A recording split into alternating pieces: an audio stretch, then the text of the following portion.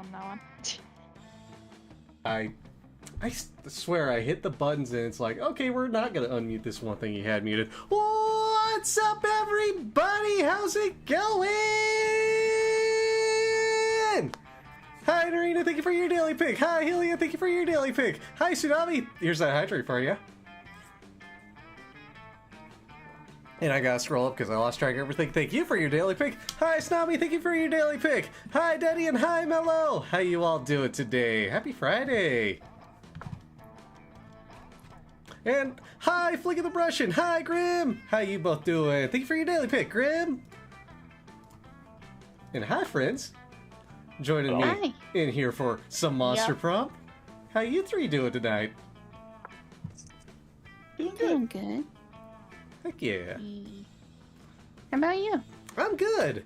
I'm ready to kick back, relax, chill, say hi to I Thinkoth, because it's their first time in this chat. Hi, I Thinkoth, welcome on in!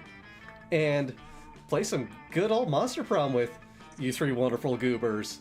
And from what I understand, it's someone's first time playing this game. No need to call me out like that. But Helia, this way I get to give you a good rundown of what's gonna happen here. Help!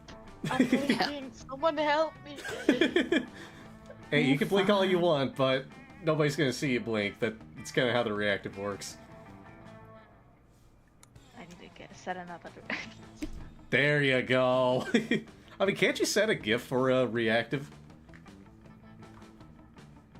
Is that a thing you can do? Because I genuinely don't know. Yeah, my mine reactive blinked. is a GIF. Oh, perfect. It moves. Yeah. Orion made it all move. Heck yeah, Orion! Let's go! But, hey, yeah, you just gotta add blinking to it, or bug Orion to add blinking to it, since he did do such a wonderful job making that. Orion does some great reactives. They're so silly, they're so great.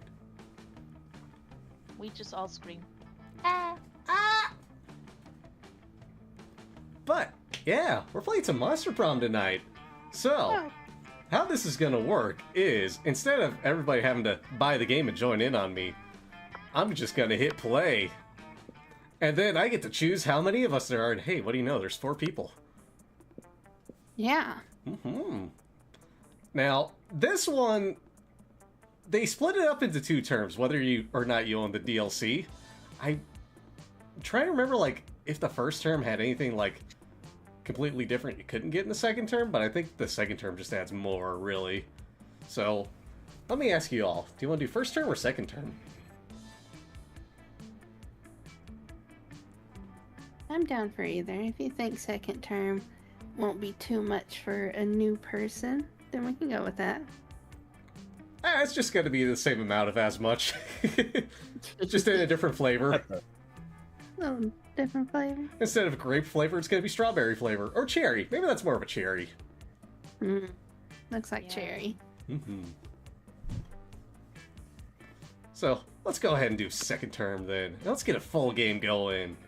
If y'all are feeling like you want to do some good old reading and voice acting and all that fun stuff. Hey, what? I'm down. Alrighty. Hi, Vampy, how you doing? Hi, Vampy. Hi, Vampy. Thank you for your daily pick. So many picks. So much good stuff. So much fishing to do, too. Oh, good. Fishing is working. Cool. Fish! Remember, top fisher at the end of the month gets a free gift sub on moi. That will never be me. Dang. Time zones do not allow this. Fair. Look, I'm just saying, we all just gotta get something going on where we can all just chill in like one giant house and just be like, yeah, we'll just play games and music and whatever. Right? Music room, game room, chill room. Let's go. Kitchen room. Reading room. Reading. Beauty Library. style library. No, we gotta have the library and the reading room separate. That way the reading room can have discussions. True. Yes, exactly. Kitchen, don't worry. Also, who wants cookies? I make cookies. I want cookies. And Yes, it's cookies cookies. this time, not one cookie, because One giant cookie. I might have only used one baking tray the last time, and that might have not been enough space, so it was more like a cookie and cookies. Sounds like a The big cookie cook. cake to me. Mm. To say it was a cookie cake, and Yum. it was intentional. Espia, thank you for your daily pick! Damn, Vampy, that was Hydrate. perfect. I don't know if water goes perfect with cookies. I'm more of a milk person myself. Yeah. Dunk the cookie It into does milk. if you're desperate. True. If it's all you got, If you don't drink milk. Fair. that too. I'm sorry, I'm debuffed. It's okay. No. We all got debuffs in our own ways. I got glasses on my face, for instance. Same. So, anyway, to run down how this is gonna work, which I also probably ought to do real quick. So, we're playing basically a visual novel that's also a competitive dating sim. And, I mean, we could either, like, try to go for the same person, go for totally different people, just, you know, be going for no one entirely. It's really up to you what you do in this. There's so much. And it's gonna throw random events at us and be very silly. But before we get to that, we also gotta pick a character. Gonna be lurking today, had not so good day, so you're gonna relax. Ooh, yikes on the gum infection. Get some good resting in. Hope that infection heals soon for you, Aspion. Phew. Fingers crossed. Be better soon. But before we get to that, though, we've got spooky high school, the sweetest years of our lives. Back then, we were young and unafraid, sometimes reckless, sometimes brilliant, sometimes just stupid, but always willing to live life to the fullest. We were on a wild journey to discover who we really were. So, who wants to be player one?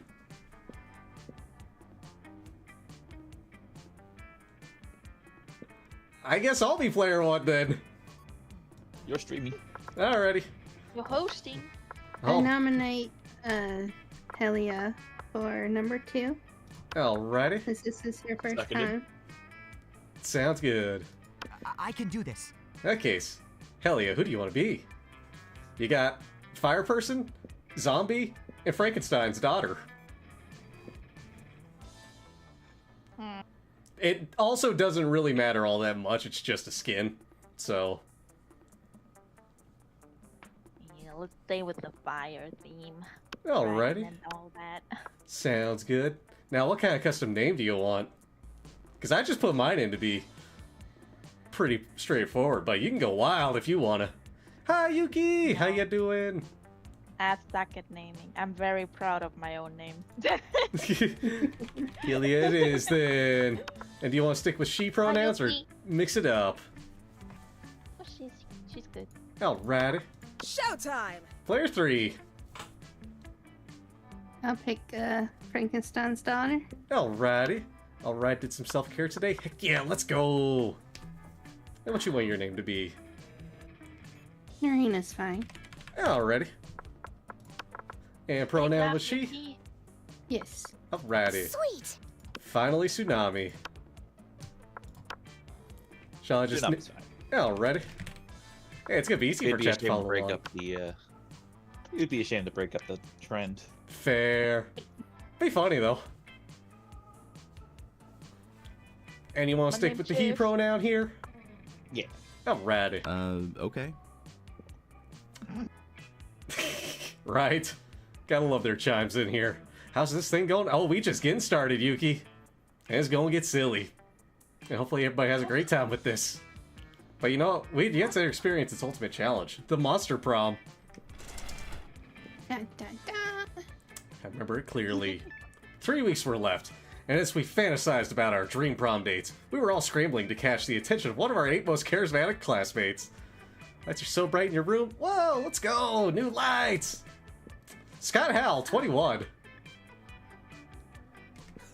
A werewolf athlete who compensated for his rather small brain with a stupidly huge heart.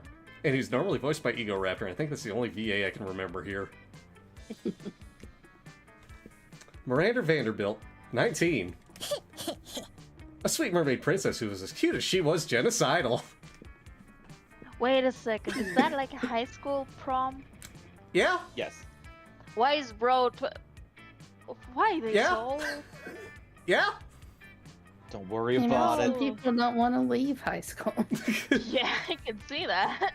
And since it's a dating sim, they need to be at least 18. Yeah. And some are just dying to stay. And some are just plain stupid, like Scott.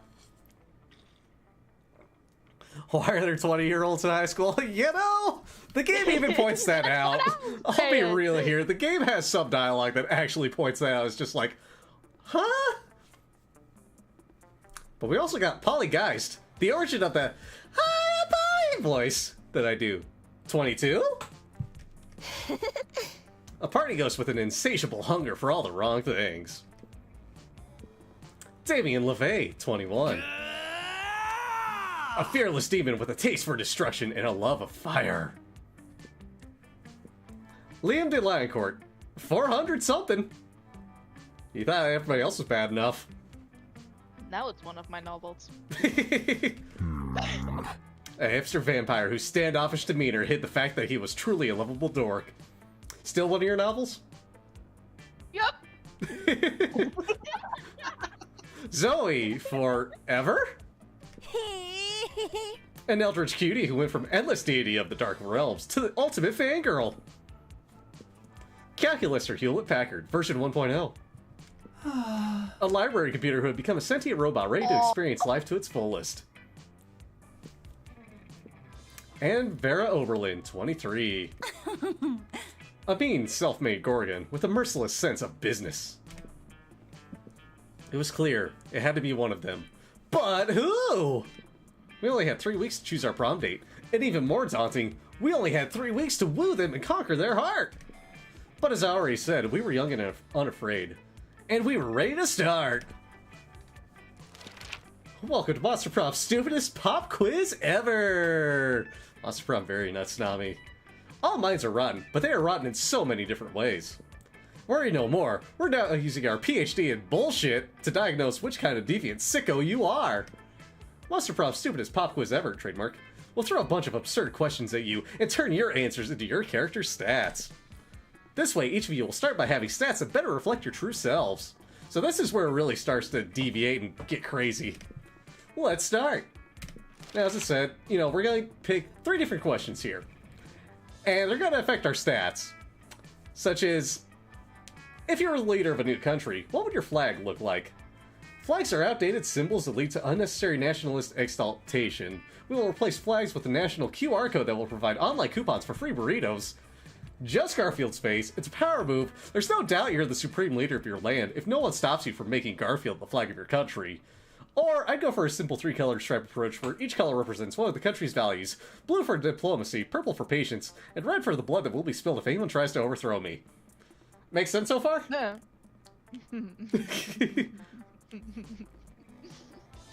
See, as tempting as it is to just give out coupons for free burritos, I don't think anybody's gonna stop me if Garfield's just the flag of my country. Does that mean free lasagna? It could. Senti, thank you for your daily pick. How you doing? So, Helia, if you were the leader of a new country, what would your flag look like?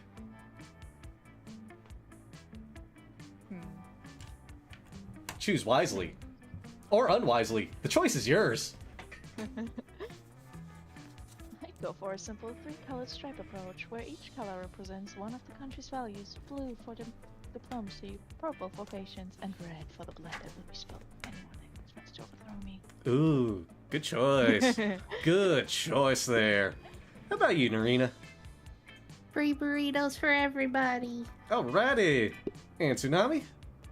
Where's my burrito? Where's my burrito? Well, I think that answers that. So those are the stats that actually affected. Smart, fun, and bold. There's 3 more stats as well, but we'll get to those soon. Now, a distant relative you didn't even know has passed. You have to attend their funeral, but you're super hooked binge watching the 7th season of The Office. What excuse do you make to avoid the social obligation? Do you try to convince your family that you were a flamingo all along, and flamingos are not supposed to attend funerals? Just don't go. From now on, every time a family member asks why you didn't attend, just say, you know, and wink at them. Or, the trick to good lying is being subtle and telling half-truths. Tell your family you can't attend because you're super hooked binge watching the 5th season of The Office. You know, I'm not feeling very flamingo-y. So I'm gonna just say, you know.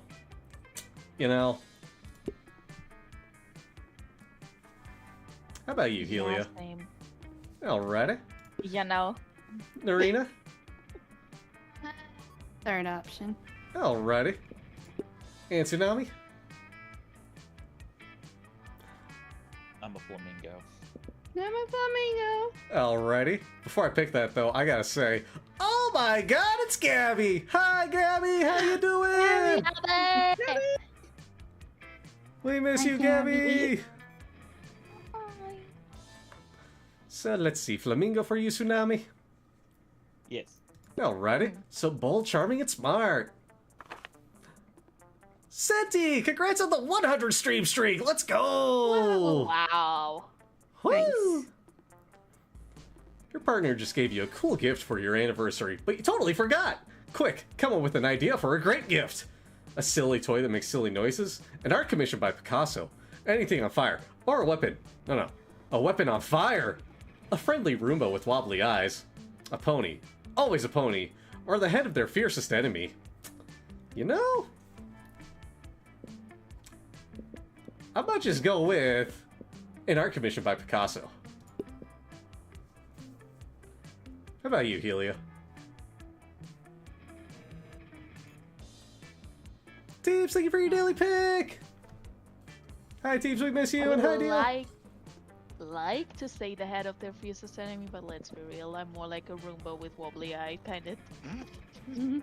Hell yeah. Narina? I'm also going Roomba. Alrighty. And Tsunami. I'm not a coward. I'm taking the head of the fiercest enemy. Alrighty. And so that's kind of who we're aiming towards, if that helps make sense. It gives you like points in their direction. Mm-hmm. Yeah, I missed out on this snake lady. No. Sorry, no It's not snake. too late.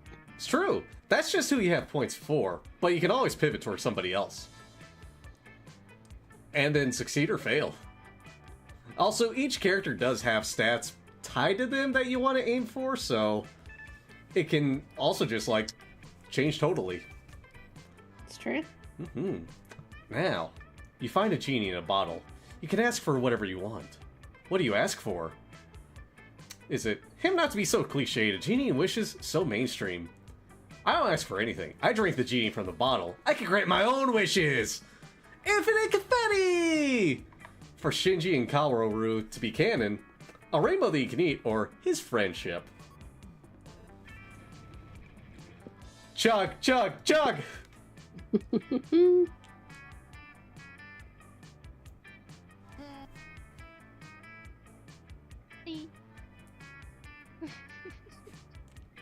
What was What that? was that? You cut out a little bit. Oh, I'm sorry. Infinite confetti. Woo! Narina? His friendship. Ooh. Aww. Tsunami? I'm also drinking the genie. Cheers!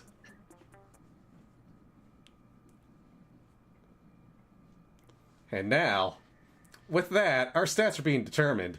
Aspia, thank you for the 15th stream streak! Let's go! So, we've got 6 different stats here, and they're all very varied by now. Smarts, boldness, creativity, charm, fun, and money. Ichika, thank you for the follow, and nice to meet you too. Welcome on in. And hi, Japan. How you all doing? How you doing, I should say. My appearance and voice are wonderful. Why, thank you. Just wait, it's gonna get silly. So, these 6 stats we have here, they're all tied to a different area out here. So, the classroom, for example, that was smarts. The auditorium, that's charm. The library is money. I think Charm's the cafeteria, right? There's no cafeteria out here. The one on the right side. That one? Yeah. That's the gym. Yeah. See, it's got a kissy face. That's right. Charm is the gym. Oh. Creativity's the auditorium. That's right. Yeah. So auditorium, creativity, class, smarts, library, money. Outdoors is fun. Gym is charm, and bathroom, boldness. Oop, and I'm bonking stuff. Use a translation device. Heck yeah! Well, welcome on in. Big time, Ichika. And no worries about the surprise. Glad you... Hey, let's go. But anyway, so I pick a location basically, and that's gonna lock out that location from everybody else. And then you'll just have to pick a different area. Is kind of what it boils down to. So I'm looking at my stats here. It's not gonna devastate your run if a stat goes below 0. It can go very negative. But that just kind of, I wouldn't say lock you out of certain characters, they'll just make it harder for you to get with certain characters. Now my boldness, looking a little sad there, so I'm gonna bump it up a little bit and go to the bathrooms. And that day you skip class and just hang out in the bathrooms because you respect no authority. I guess some people just want to watch the world burn. By skipping class and hanging out in the bathrooms! You get +0 shits, but you gain +2 boldness. You're living your spookiest life when you hear the giggling of an eldritch cutie pie met by the snorting of an angry prince of hell. Who wants to voice Zoe?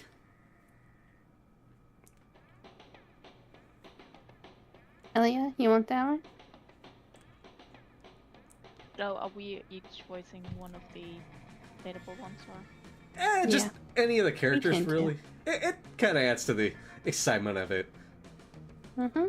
And Teams, thank you for the 5-streak streak. I'll take the next one. Okay. Okay, I'll do it.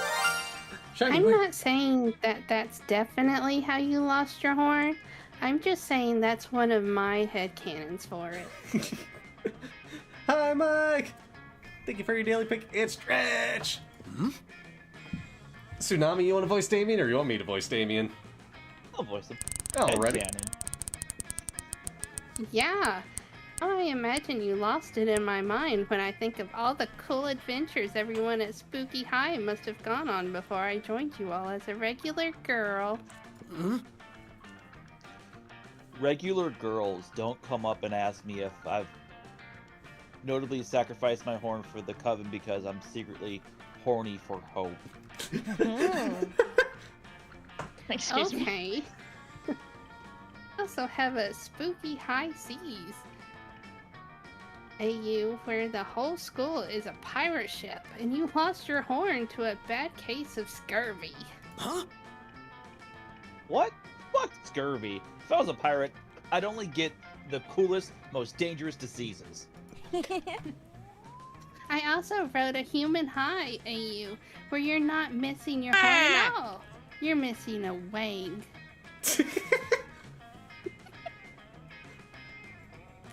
How is a horn analog for a wang? Also, don't answer that. Stop making cannons about my head. The only cannons I like are ones with 2 ends. I'll happily stop making up headcanons if you tell me the real story. I don't like any of these options. You could just tell Zoe that Damien lopped off one of his horns to piss off his dads. I feel like you heard that somewhere. But friends don't tell friends their other friends' horny secrets. This looks like a job for lying! And Michael will get to those 5 push-ups in a bit. And maybe, just maybe, you can use your answer to impress one or the other of your very attractive classmates. Now, I could be saying, as we all know, demon horns are a powerful aphrodisiac. It's not hard to imagine how Damien lost his wink. Who gives a fuck about how Damien lost his horn? You should see what the other guy lost. It was most things. Whew, decisions here. Now, here's the other tricky thing. T, thank you for your daily pick! Now, in this case, these options are kind of tied to one of these characters. Like, the first one kind of leads more towards Zoe. The second one leads more towards Damien. However, it's also kind of tied to stats sometimes, so, like... I could need boldness for a bold-faced lie, as opposed to, like... Another one of my stats, for example. I'm trying to think what the first one would be. Maybe that's more charm. So, like, that's where you kind of gotta wager, like, how your stats are and if you think any will succeed, or it's, like, you pick one over the other. It's a tricky part there. Now, I'm just gonna tell Zoe that it's not hard to imagine how Damien lost his and wink at her. It was And so Leo's charming. smiling somewhere.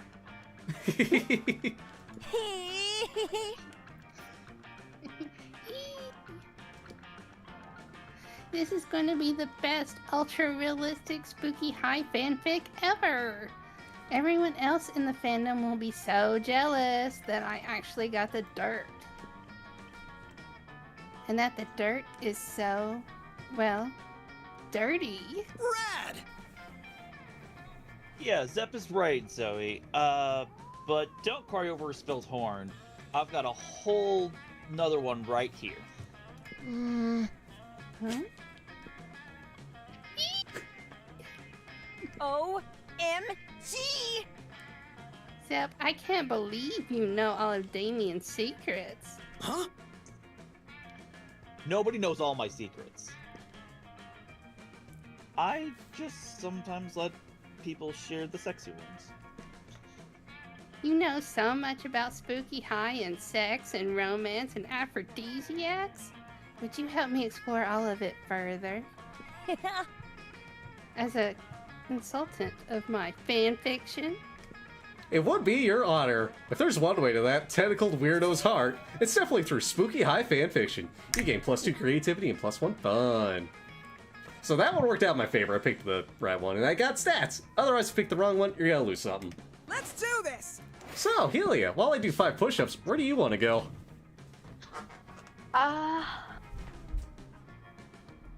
One, 2, 3.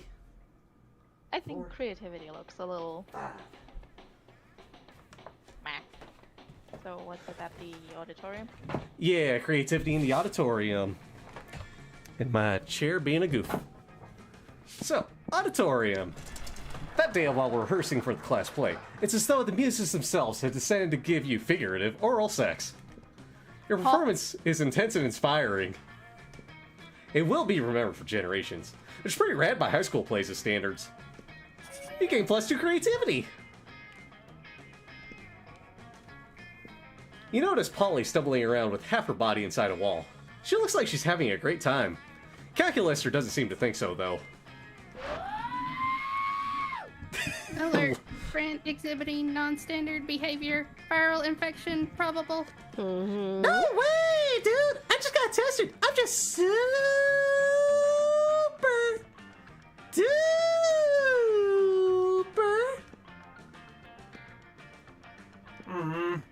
I'm sorry. I didn't understand that. Maybe try. Drunk. What is drunk? It's like, you know how sometimes you're on a safari, but all the lions are wearing oven mitts and your binoculars are your mom? No. Me neither! What were we talking about? Server error. Danger! Viral infection so far advanced that friend is incapable of making sense. Drastic action required. Oh boy! Looks like it's up to you to talk Calculaster down. Or sober Polly up. Now, does Calculaster just need to understand what being drunk feels like? Then he'll get it. Ask him to divide by 0. Or, Calculaster's right. Polly's in danger. Better hurry up and take her to a vast antivirus meeting. You know, an AA meeting? What's it gonna be? Ask him to divide by 0. I don't want to break the poor robot. You don't want to break the poor robot. No. So, A vast antivirus meeting. alrighty.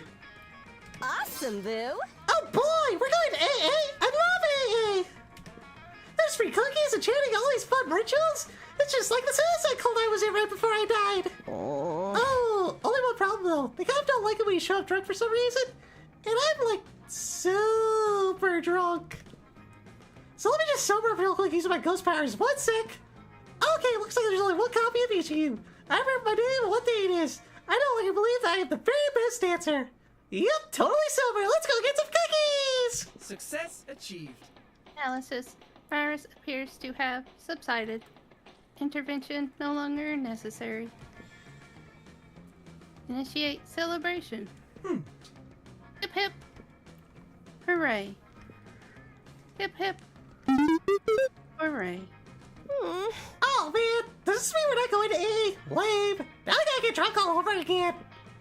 You're just gonna ignore Polly's deep and troubling misunderstanding of AA and enjoy your newfound closeness with Calculester. You gain 2 charm and 1 fun. Let's go. Good job, you got your first interaction right. Oh boy. Narina, where do you want to go? Also, Norina sounds like a Neffa and it's adorable. I'm going to the gym. Alrighty. Let's boost that. Norina's getting home. What? That day, an epic dodgeball match takes place. Everything seems lost, but you deliver an inspirational speech that fuels your team's spirit, leading to a spectacular comeback. You're clearly a natural-born leader. You gain 2 charm. Scott corners you to list all his favorite bones to chew, when suddenly he stops and sniffs the air. Hey. Should I do my Scott voice here? Yeah. Oh boy, is that? It's Calculester! He's got a little plant! Let's go say hi! Hi, Calculester! Who's your little plant friend? Hello, fellow organic life Hello, forms. Scott. Yes, this is my plant friend. I promise I'll hit enter soon because Marky just raided! Marky! Thank you so much for the raid! Oh, welcome on in, Raiders! How's it going? For those that don't know me, my name's Zep. I'm a guitar warlock out here on the internet playing games, guitar, and cooking up a storm. And tonight, with Helia, Narina, and Tsunami, we're playing some Monster Prom. We're having a blast, and we have just barely started, so we're getting silly here. Marky, how you doing? How'd your stream go? How's art? Of course, Raiders, if you got a raid and run, get some rest, get some post-stream care in, all that good stuff, whatever it is you gotta do, definitely go take care of yourselves. But if you want to stick around and watch us get silly on this game, definitely do that. Got a raid and run? Heck yeah! Hope you had a wonderful stream. Thank you so much again for the raid. Take care! But yeah, we getting silly in some Monster Prom, so... I treasure it because it is my sole window into what it means to be alive. Aha! Cool! Can I pee on it? You know, some people know I've been here. Please, do not pee on Buckaroo Bonsai. I gotcha. You already peed on it because it's yours. If that will stop you from dispensing urine, then yes. That's cool, bro. I can still help you grow a little bucky, big, and strong. I'll get you some plant energy drink. Oh, I wonder if it's gonna be Brondo. Or perhaps some nice, nutritious water. And a plant-sized barbell? Plus it needs to join the lacrosse team so he can make plant friends? Alert! Friend is giving terrible advice, but do not want to hurt friends' feelings. Input required. No worries. Welcome on in, all you first-time chatters! And everybody from the raid. Yeah, welcome in. Looks like it's up to you to solve this problem. Do you care more about making Scott happy or helping Calculester take care of his plant? Do you like where your head's... Do you tell them... I like where your head's at, Scott, but you know what this plant really needs? Racing stripes. Gotta grow fast! Or no, Scott. Calculester is right. Water is like an energy drink for plants. Water is like an energy drink for plants. Jet Fuel Drinker, thank you for the follow. Welcome on in. Awesomeness levels. So critical. smart. Yes, Narina is correct. It is time to hydrate. Everyone, please take a sip of water. Hydrated. That was so flawless. Sip A of known coffee. sports metaphor applies perfectly in this scenario. Oh wow, I never thought of it that way. But Why is it clear? Energy drinks are always orange or yellow or purple? If it will prevent you from destroying my beloved Buckaroo Bonsai, we can make the water any color you want. Oh, can we make it red? Red is a color, yes. Hooray! You hear that, Bucky? Prepare to get juiced!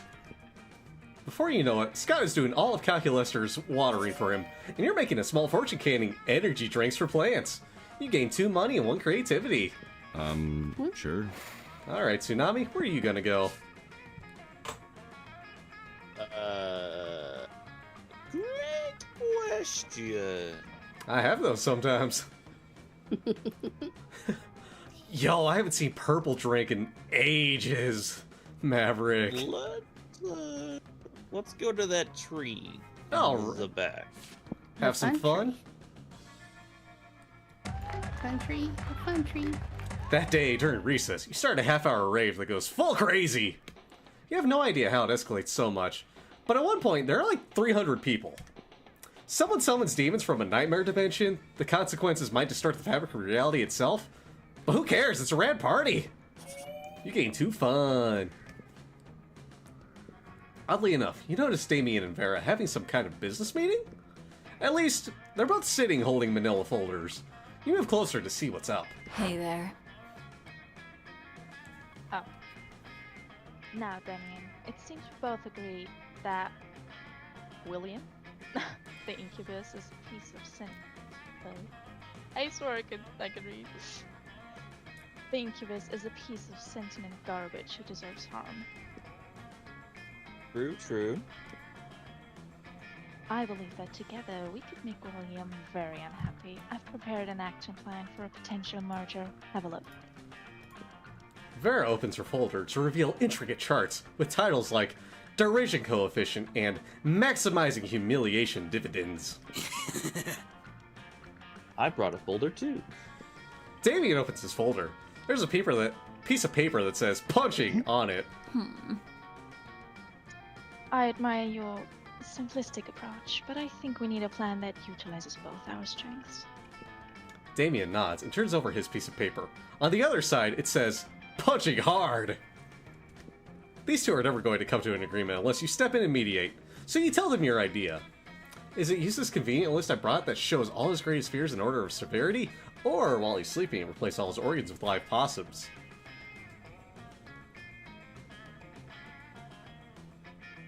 Possums are fun, but I think I'm gonna go for that first one with the list of fears in orders of severity. Alrighty. So Yeah, wealthy. he likes that.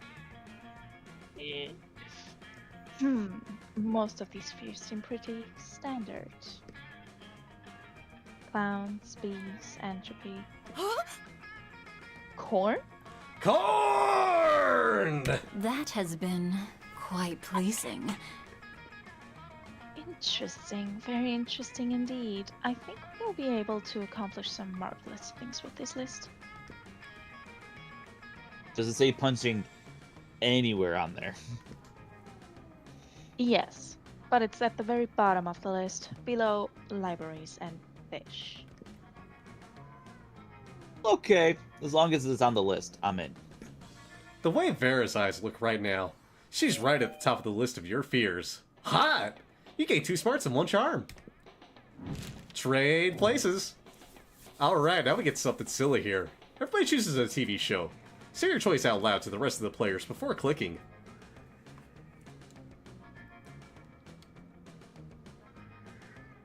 Doctor Who? How I Met Your Mother. Game of Thrones. I'm going Highlander.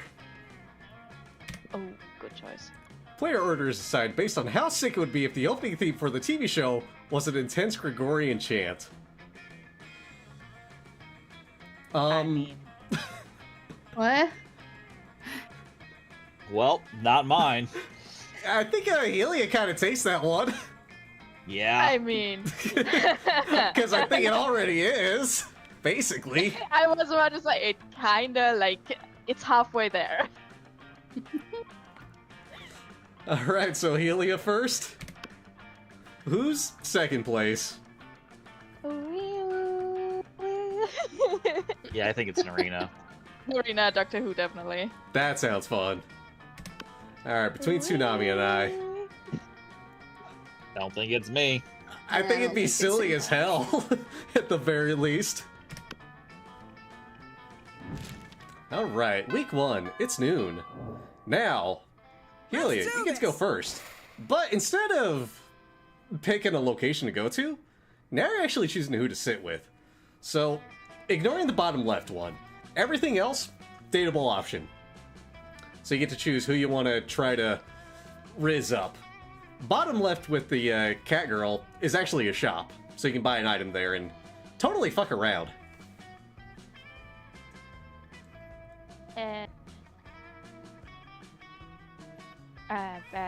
Take the girly pop table. The girly Up, pop table up here? Top left. Alrighty.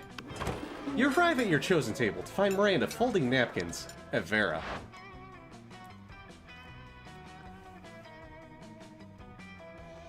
Who was the voice of Miranda? I guess I could. Alrighty. Do you want to know what this one is for, Vera? No. I'll take that as a yes. The rose-shaped napkin fold is for birthdays between the ages of 16 and 22. Miranda's hands move fast as lightning, turning the rose into a gorgeous white swan. By contrast, the swan folding is for first weddings, third weddings, and swan giveaways. As a fashion enthusiast, I've never been so bored by a piece of fabric. Oh, and this black swan folding is for weddings where you plan to brutally murder all the guests. Not very popular, the black swan folding. Okay, that's sort of cool, but I'm still aggressively uninterested. You happen to have some napkin folding skills yourself. Maybe you could spice up this interaction. You decide to show off your most impressive napkin fold. Is it, if you fold a napkin like so, it creates a self-aware napkin whose sole purpose is to fold more napkins? Or, this writhing snake fold is for when it's time to leave Vera alone and stop explaining napkin folds. Second one. Alrighty. Well, that's quite a specific fold. Under what circumstances would one use? Oh, I see. I'm right, you see. And notice how my whole head is covered in writhing snakes. So basically just assume that don't talk to Vera about napkin time is all the time. It's a year-round festival. People the world over celebrate it, not folding napkins at me. Well, it's not a very elaborate napkin fold, is it? Hi, Peps. Thank you for your daily pick. How you doing? You explained that what your fold lacks in complexity, it makes up for with the 12 ounces of cobra venom it can spit at will. Right. Well, I see we subscribe to different schools of napkinry. I'll leave you two to it then. Your reward for running Miranda off is a one-on-one lunch with Vera. You've never felt so alive. And that's who it is, Peps. It's Vera Oberlin. Let's go. Alright, Narina, where do you want to go? I want to go to the middle table. Alrighty. With Yep. Liam and Zoe? Yes. Alrighty. You find Liam bending over his burrito with intense concentration. He's obviously taking a food pic for a moment, Graham. He channels the silent energy of the moon. Zoe's right behind him, peeking over his shoulder and giggling. She channels the giggling energy of the moon. Oh, hey. Liam, this pic is all wrong. Tell the burrito to smile with its eyes. And make its cheese look less melty. And add a filter. Filter more. Filter again. Why must I be constantly disturbed while taking my refined food pics? No one understands my superior sense of frame. Maybe because that's my phone you're using? A fair point, but my phone is charging. What am I supposed to do with this food in the cafeteria at lunchtime? Eat it? I think not. You purple dork. I'm just saying that if you wanted to reach true levels of Tex-Mex beauty, you should add this sticker of Jimin to your food pic. Nothing says good taste like a pasting the face of a K-pop superstar next to a high school burrito. Pure... whatever that word is. I've never heard of it until today. Yeah. I'm not trying that. Nope. Hey, Nope. Gaio! Yeah, that one. For a moment, all Yeah, three of thank you just you. admire the Jimin sticker. Liam shakes it off and regains his composure. Let's agree to disagree, timeless horror. Or, let's put Jimin in your dumb food pic. Stop it! Quick, fix this burrito moment grab K-pop emergency. Words I never thought I'd say. Might be a Korean term. That's kind of what I'm thinking. Now, what if we use the Jimin sticker is. where he's contemplating the existential notions of death, meaninglessness, and the void? Or, true K-pop fans should know that Jimin's favorite food is enchiladas, and his second favorite food is leaving Liam alone.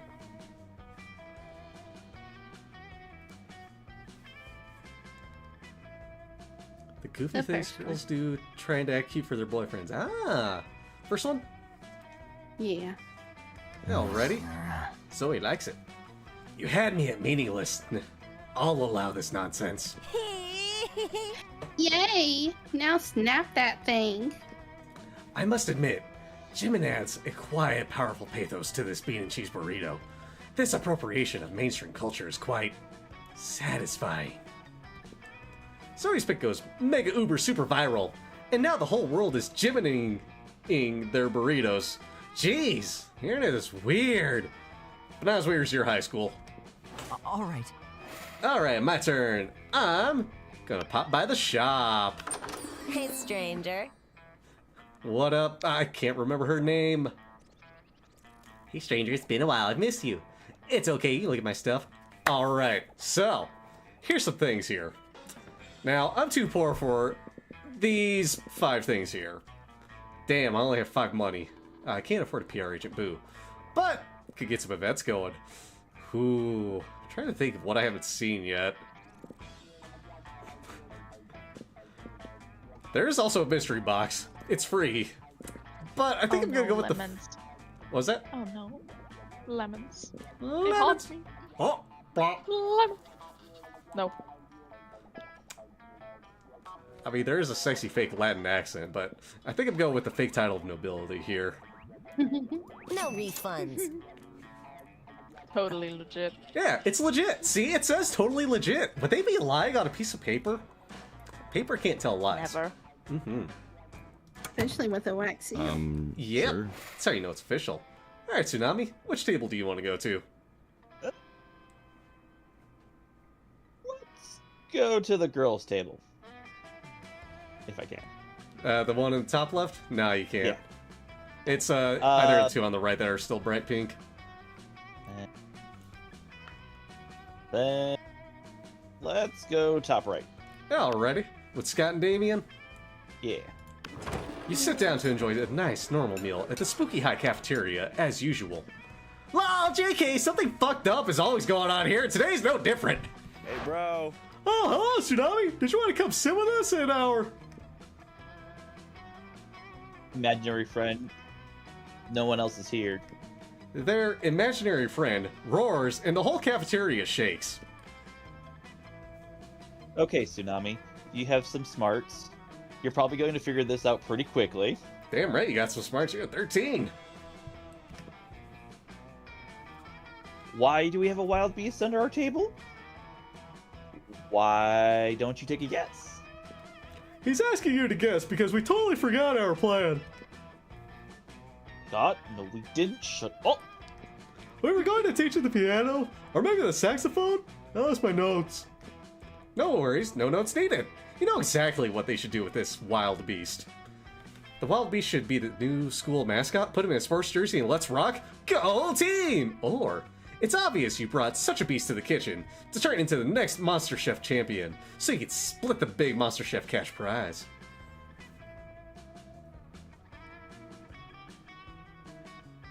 we are on a Zep stream, and it would be wrong not to pick the cooking option. But which option are you gonna pick? Definitely the second one. Alrighty.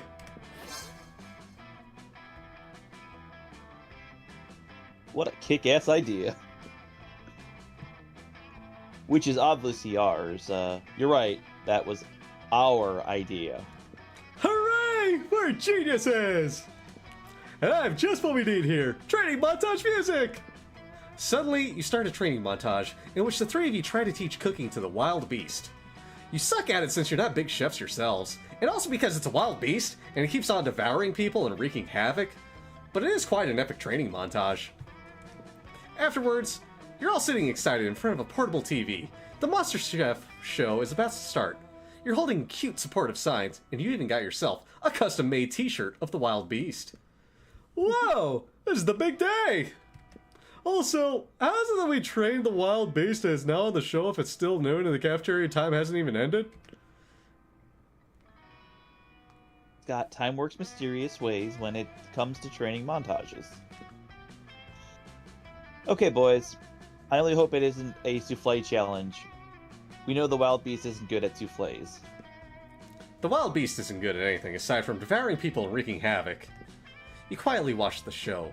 The challenge is Beef Wellington! Oh my gosh. Fuck yeah, no souffle!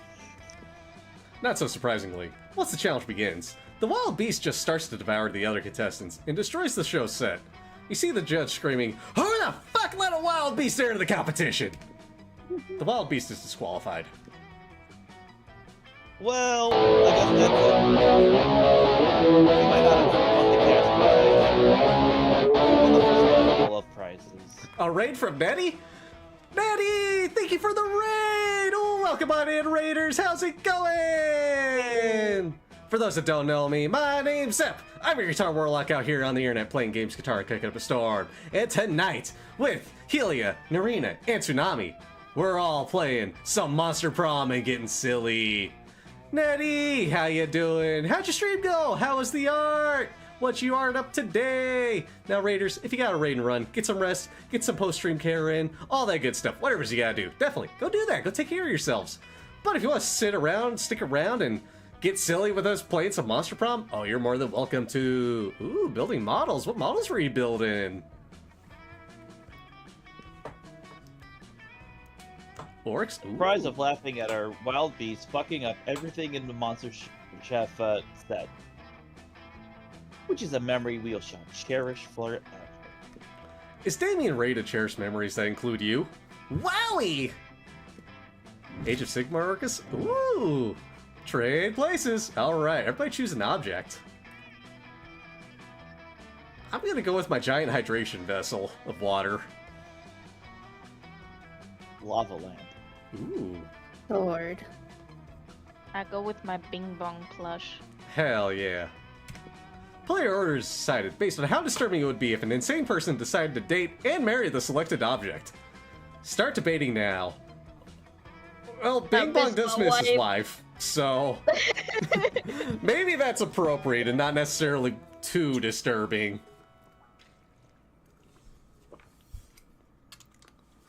What was Tsunami's object? A lava lamp. That is pretty disturbing. More disturbing than a sword in a water bottle? Because I'm leaning towards that. Yeah, I think Tsunami first. Alrighty. So we're down to lava I lamp. am not disturbing, you monster. You're not! It's the person Yeah. bearing your sword. Or not sword, your lava lava lamp. Someone No. wants to marry your lava lamp. It's a little weird. Mm-hmm. You said that a water bottle would it was weird. I am not weird. I didn't say You're that. not a water bottle. You're a water elemental. Yeah, the reactive on the screen clearly shows somebody outside of a water bottle. You just live in the water bottle. It still counts. It's a nice bracket. Oh, shish now. So what's weirder? A water bottle or a sword? You know, I don't know. Tsunami? Hell yeah. Swords are sexy. His swords are sexy. Yeah, kind of. That's not what I said. So I guess water bottles next weird. Yes. All right, and then sword and ending Bing on bong. yeah. Sounds That good. is my wife. Week 1, evening. Ad Sure. break soon. Buckle up, Bad Warriors. And now we're back to, well, normal, in air quotes. Normal. Ely, you may notice that by outdoors, we now have the cat shop lady. Hey, the shop is now somewhere else. It moves Yeah. around. So if you wanted to stop by there in the outdoors, you could. You just won't get fun, but you'll get whatever nonsense she's got. Kitty. But Tsunami gets to move first.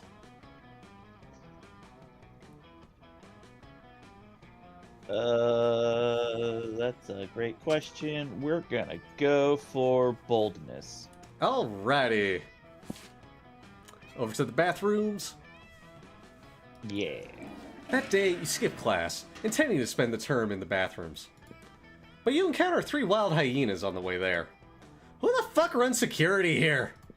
Anyway, you subdue them with the help of a hair comb. God bless the Monster Scouts and all the idiotic scenarios they prepared you for. By the time you get to the bathrooms, you've totally gained +2 boldness. Later, you come across Damien and Vera in the hallway, nonchalantly holding a locker shut with all their strength. The locker has a sign on it that says, "Nothing to see here," and is screaming. Shut the hell up, you! Adorable, fluffy little fluffy. You see, we're spending quality time with our new pet. Isn't that right, Damien? From somewhere within the locker, you hear, "My parents will pay anything!" before Damien kicks the door. Sorry, I got a little something in my throat there. And I'm gonna do a quick volume adjustment. There we go. Okay. Yeah, that's right. Adorable. Quiet, fluffy. Who's going to say quiet if he knows what's good for him? Ugh.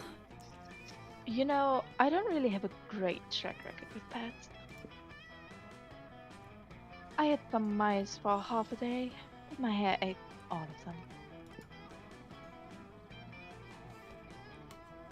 It sure would be a shame if our new pet died before we could receive fucking help. The true joy of pet ownership. Yes, exactly. The sweet, sweet bank account filling, filthy rich making joy of pet ownership. Surely you have lots of knowledge about pet care. Why not share some of it? You know what pets love? Hardcore death metal all the time to drown out the noises. Or if you love something, set it free. Just implant a tracking device first.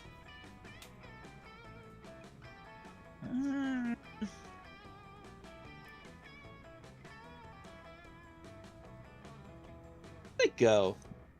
Just put the tracking device in it first. Alrighty. Oh, Ooh, so smart. not bad. Now there's a scheme I can get behind, in front of, and all over. If our beloved pet believes he has his freedom, he'll stop struggling so much. Rad! Yeah, all good pet owners microchip them. And we'll keep a close tabs on and make sure he doesn't.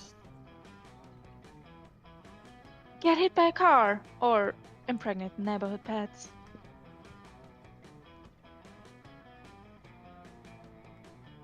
And we can knock him out first so he doesn't even know he's microchipped. And it'll be smooth sailing right up until Our pet is housebroken. or at least some kind of broken. That has been quite pleasing. Damn, Vera. Oh. That joke on me, I've got I have so much confidence in this plan that I'm going to go ahead and order those blood diamond earrings. The suffering of the laborers make them so much Yes, my dear. Oh, the joy of knowing that crime truly does pay. You gain 2 boldness and 1 fun. And welcome back from Ad Break, Ad Warriors. All right. Hooray. Alrighty. Where am I gonna go? Let's see here. I have no money, but I have a deed. So maybe I don't need money. Maybe I just need, probably charm? Yeah, I'm gonna guess charm. That day, an epic dodgeball match takes place. These happen a lot, don't they? This match is so intense, and both teams are so into it that you decide to raise the stakes. By betting part of your charm against part of the other team leader's charm. That commitment amazes your whole team, and their spirit is fueled by determination. Finally, you win! You take +2 charm from the other team's leader. She's now a bit less fabulous. Meanwhile, Zoe seems to have trapped Polly in some sort of eldritch binding circle. This should be good.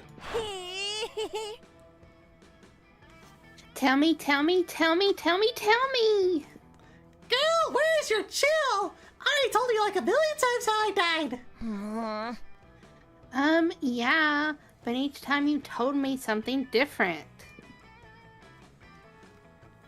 Tried to fuck a toaster, suffocated by good booty, gun salad. I've heard them all. But what's the truth, Polly? Huh? What? It's none of your business! No, but it is my hobby, and hobbies matter, Polly. Plus, the fans have a right to know. Fans have a right to leave me the hell alone! Secrets are sexy! If secrets are so sexy, then how come God invented online encyclopedia to you? What? You're a god! You know it's not true! Now let me out of this binding circle! I've got haunted bath experience!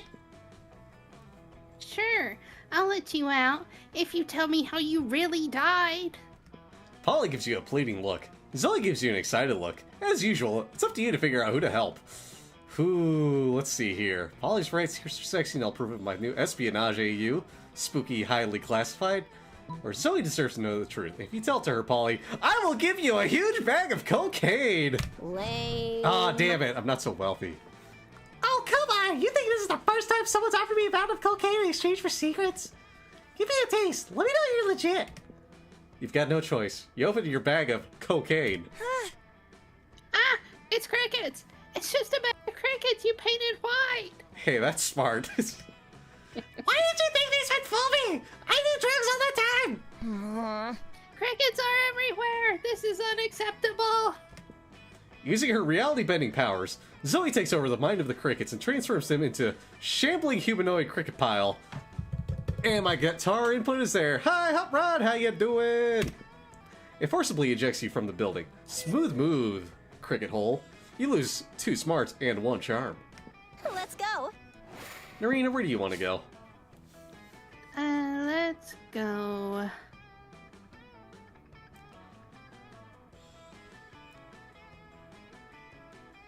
Let's go to class. Alrighty. That day, you listen to your elders and learn valuable lessons.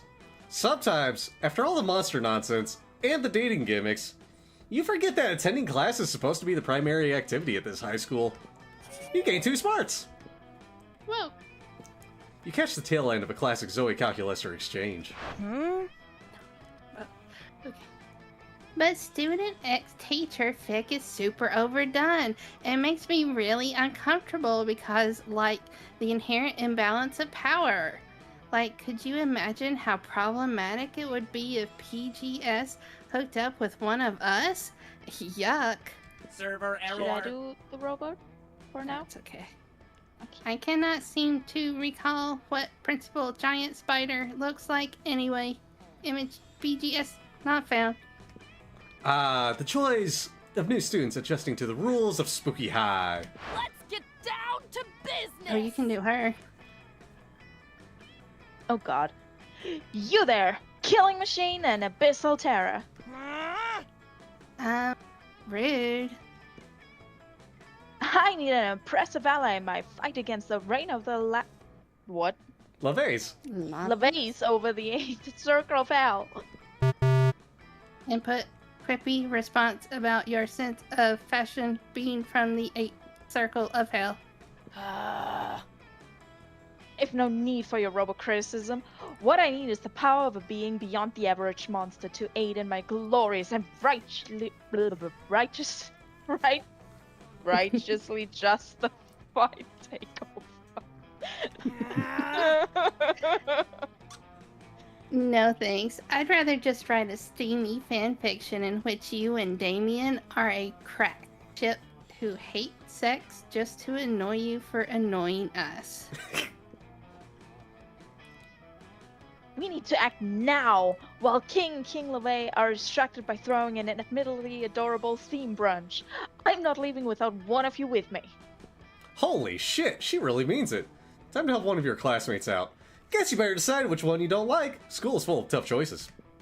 Now, do you say, Dahlia, don't be fooled. This Eldritch Being is clearly under Damien's spell already. Look at all these pictures she drew of Damien shirtless. She's a LeVay sympathizer. Or, no, calling this robot a killing machine is inaccurate. A real killing machine would be a tank. And he's not a tank, so he's worthless. Go look for a tank. Let's go with the first one. Alrighty. Ooh, not so creative. Oh. Ah, this is quite the extensive collection of Damien LeVay drawings. But wait, this appears to be a wounded Damien being nursed by Vera. Damien dying in Liam's arms. Oh, those are just illustrations from my tragic hurt comfort fix.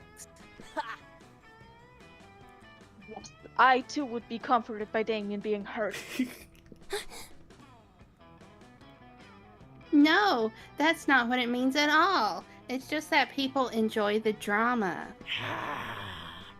Yes, my takeover of the 8th Circle will be gloriously dramatic. Come along, Eldritch Horror. I am no longer an Eldritch Horror. I am an Eldritch Cutie Pie. You will rue the day you have called me such. Your eyes will melt deep into your skull, and your skull will turn to dust inside the flesh of your face, which will rot off. Oh my, I don't know what came over me. I'm so sorry. Is this what people call lame? Emotion identified. Sadness and shame. Engage protocol. Comfort friend. Right, you're scared of both my living weapons. Clearly you are in a league with the LeVays. Prepare to meet your doom. Oh man, now everyone is mad at you. Plus the beatdown Dahlia delivers gives you -2 fun and -1 charm. Because it's neither fun nor charming. But you did woo Zoe some. Let's do this! Alright, Helio, where do you want to go?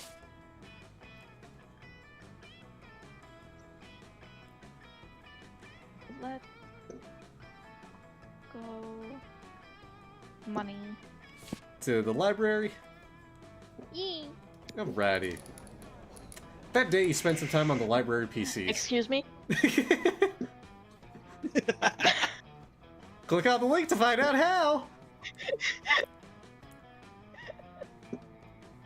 That day you spent some time on the library's PCs, sending malicious spam emails in the hopes of stealing other people's money. It doesn't sound very nice, but who's really the one to blame if they respond to such a blatant scam? You lose 10 karma, which isn't a stat in this game, so who cares? And you gain 2 money. You notice Vera all up in Calculus or Skrill. She looks like she's all business, which, for Vera, is another way of saying all murder. Uh-oh! But Vera, using my vast computational resources to secure the national bank passwords for you is a crime, and crimes are not nice. Nonsense. You know what else is a crime? Murder. And if murder isn't nice, well, then lock me up. Actually, I've just gotten word from my lawyer that I owe to retract that previous statement. Forget I said anything. Oops. Oops. Erasing all memory of previous 15 seconds. Resuming conversation from last checkpoint.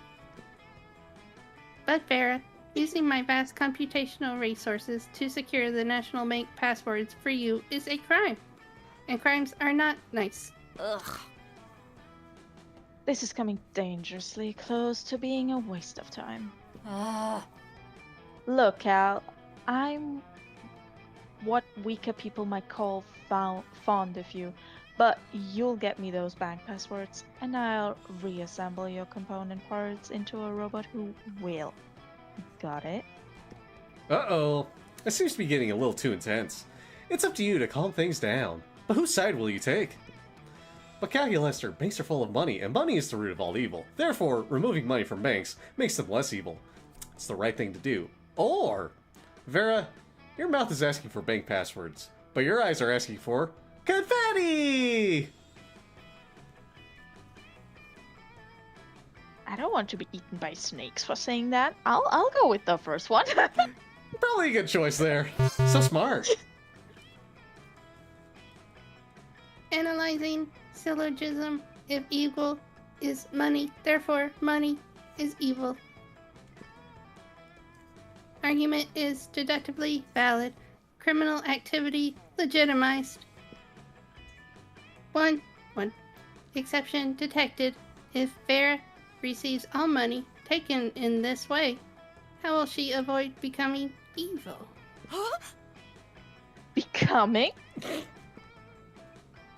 I mean, there's nothing to worry about, Calculaster, darling. Money can't turn me evil. Because my various holding companies prevent me from ever technically having any. I am happy. Ah, I understand. Evading corruption is very similar to evading taxes. Exactly. I've always said taxes were evil. Exception successfully handled. Crime now defined as virtuous. Transferring passwords. You're so busy enjoying the champagne brunch Vera holds to celebrate, you don't even think about the potential long-term consequences of your actions. But what else is new? You gain 2 money and 1 fun. That weekend, something happened to Tsunami. Fuck. Sure.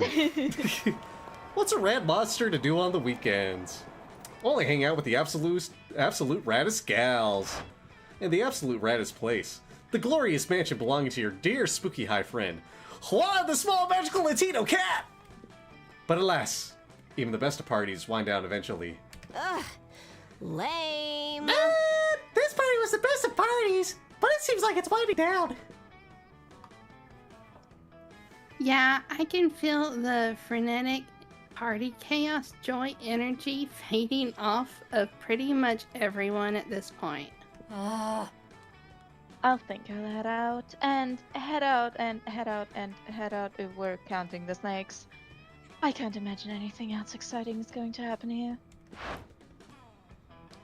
Hello? I forgot about this guy.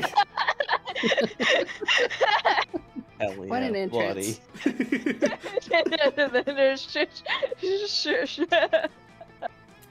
Sup? Sup?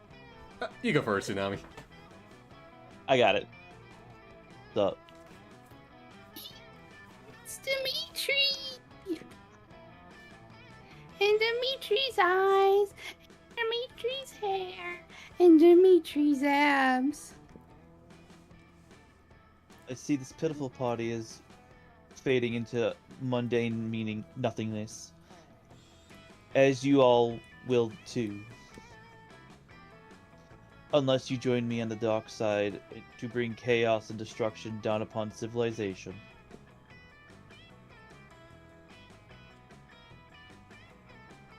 In which case, the stories of our dark deeds and dark souls will live on forever. Yes. I mean, I'm already dead, but yeah! That sounds kind of dope! This party's a bust now, so... Great. I could dig it. I'm sure there's a profit to be made in chaos. Zoe? Ah, Where's shit. Joey? Seems like your friends are down for just about anything when they're bored, including bringing destruction down upon the world. Time to revive this party and keep your friends from being swayed by sexy Dimitri. By using an ultimate DJ strategy that will bring everyone's attention away from Dimitri's abs and back on the side of right. But of course, the level of masterful complex DJing you intend to do can't be done by the hands of one mere monster. You need your most trusted friend, the ultimate DJ partner, someone touched with consent by the god of party. Ooh. Who's it gonna be? They call Zep DJ because he is the DJs of the DJs, or they call Narina DJ because she claims to be DJer than Zep. If this affirmation is true, that's something we will only know by choosing this option. I mean, I think the choice is clear.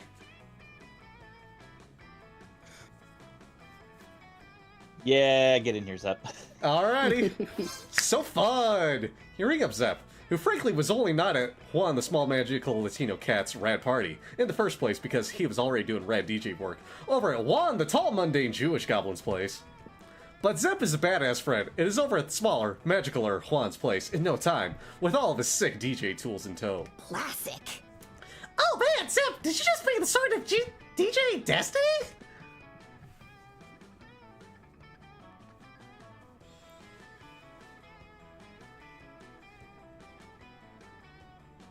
Narina? Oh, sorry. I didn't see I was muted. Oh, oops. Oh my gosh, I thought it was sunk way down at the bottom of Lake Treble Bass. Not bad. Anyone in possession of such a mystical artifact is okay in my book. And you're okay by association for choosing Zep. As such, the two of you get down to business. No, stop that. Don't indulge in secret DJ magics. Join the dark side. But his sexy pleas fall on uncaring ears, because you and Zep have already begun unpacking your DJ shurikens, which you hurl through the air with precision, and somehow music also. I don't know! You draw 5 pentagrams made out of quarter and half notes on the floor, with the feather of a songbird and your own blood. Finally, you stand behind the podium, suffused with the divine energy of the rituals you've just performed, pulsing with potential, and press play on Bohemian Rhapsody by Queen. Yes! Oh my god, yes! You follow this with Mr. Brightside. Come on, and I've been doing just fierce. And finish off with a sensible opus by Eric Prides in Ace of Bases, It's a Beautiful Life.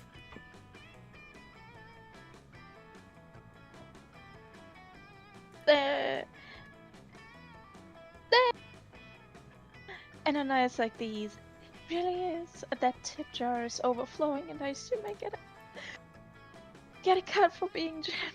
Nothing fierce. Help. Stop this. Stop all of this. All this music. It gives me such feelings. You play Wake Me Up Inside by Evanescence, as Dimitri gently and dramatically weeps. It makes me remember a time when I too was woken up inside. No!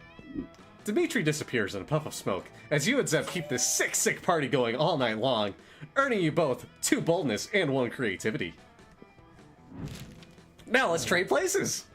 Everybody chooses an activity. Say your choice out loud to the rest of the players before clicking.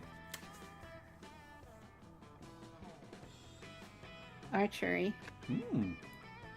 Baseball. Ooh. Reading. Furniture assembly. Fuck? Player orders decided based on how wrong it would be to partake in this activity as a way of keeping a group of babies distracted. I think Zep takes the cake here. Yeah. Because that's what we call child labor. Hooray! I picked child labor by accident. Oops! Okay, so the question is, are you reading to yourself or are you reading to the babies? That is entirely what kind of book I'm reading, and I think your sharp objects are worse. You got a point there. I'm leaning towards that as well. Alright, baseball and reading. I think baseball's a little bit more dangerous than reading. Even if they don't understand the books, they shouldn't understand. Alright, it's the morning. All right. Where am I gonna go? I got choices here to make. I'm gonna go get a little bit of money. That day you spent some time on the library PCs, playing some good old online poker. Gambling seems like a stupid and dangerous decision. But who cares? This time it paid off, so fuck it! You gained 2 money.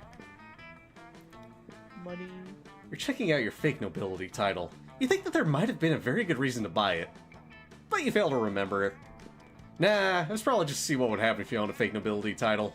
You reflect on how that's your main drive to buy basically anything, to see what will happen if you own a thing. So you just stand still, waiting for one or several of your classmates to suddenly appear to comment on your shiny new thing. Just wait. Any moment now. Greetings and salutations! Greetings, Zep. I couldn't help but notice you have acquired a new thing. I love acquiring new things. It's one of the key activities to assert your wealth.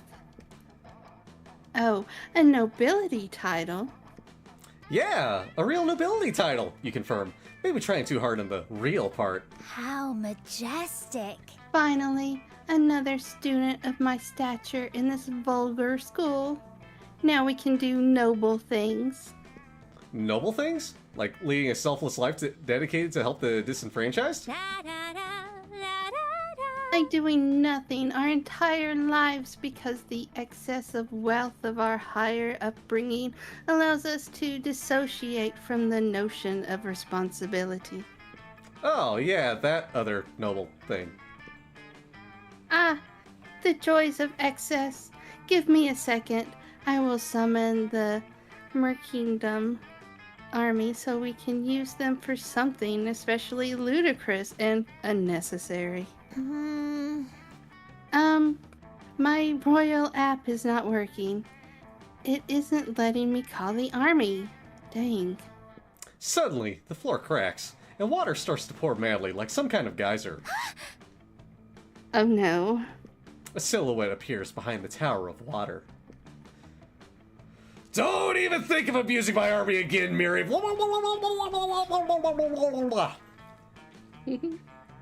That was perfect. Good timing there, Tsunami.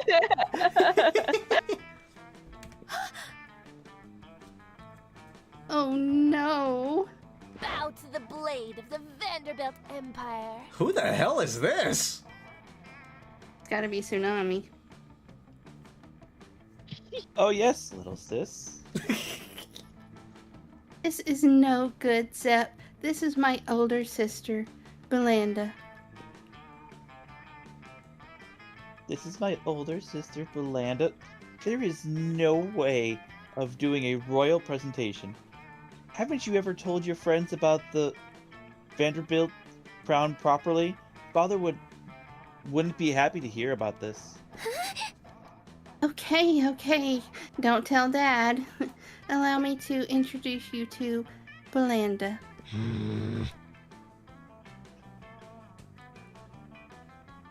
The whole lineage, Miranda.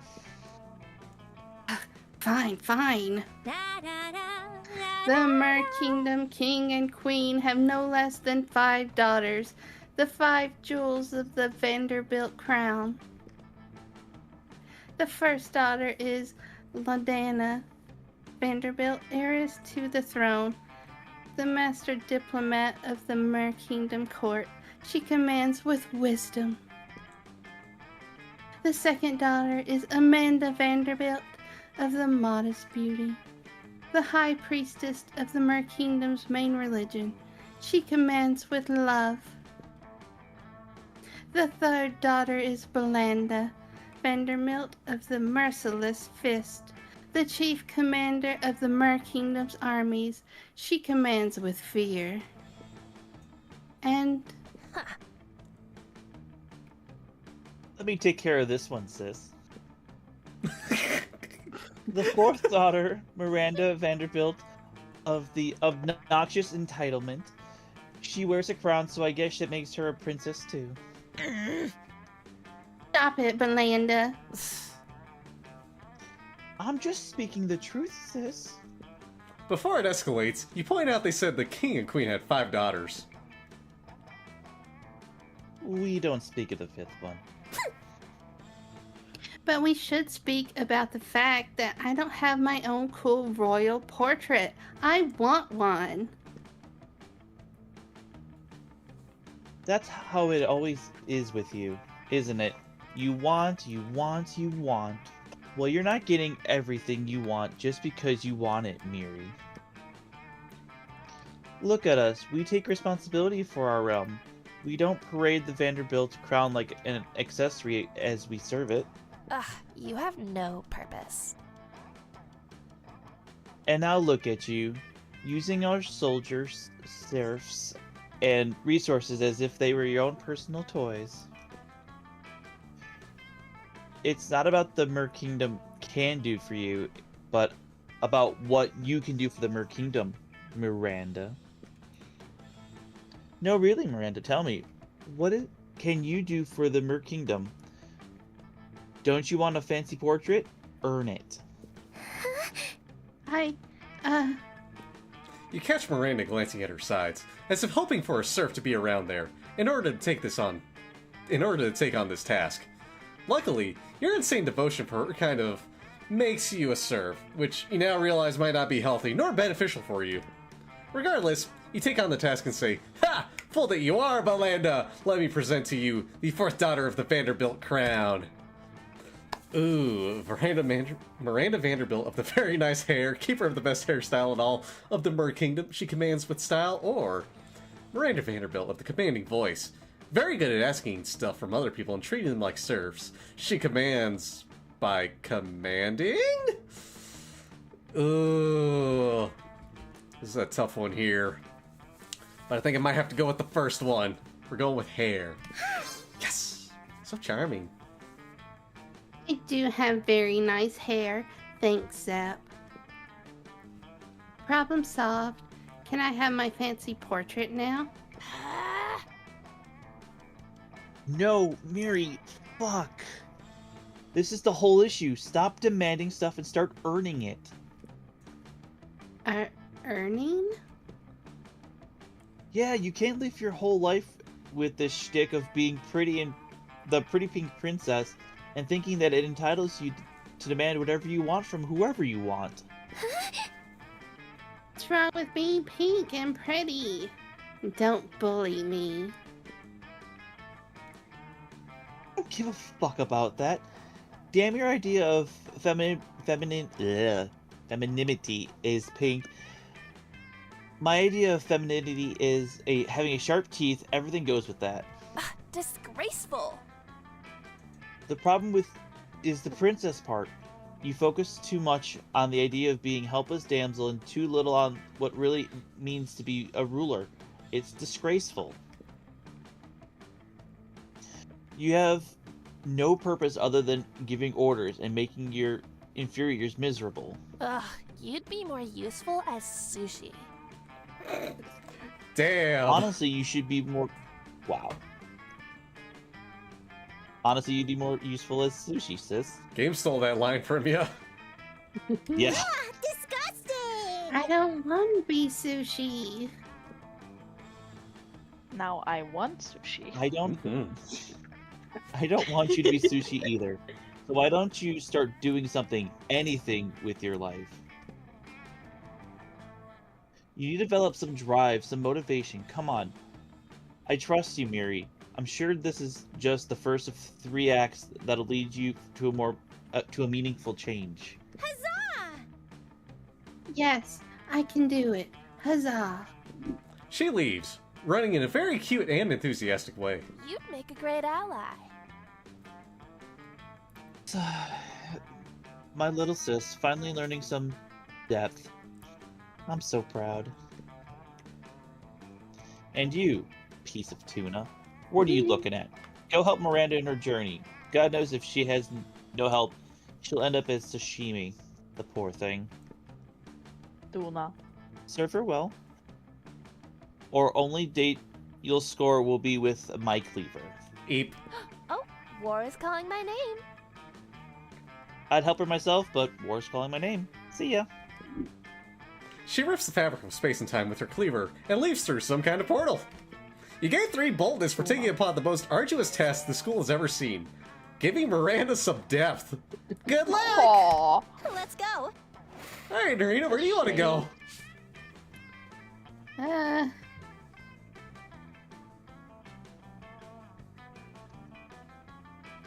Let's go. The cat girl's at the auditorium. Let's go see her. Alrighty. Show me that money. Hey, why would you study and prepare for your future? We could come here and buy some weird shit instead, am I right? What do you want to buy? You got so much here. Where do you want to start? Bottom left. Alrighty. A Russian What's novel that? with an insightful approach to universal matters, such as love and depth. It's 5 buckaroos.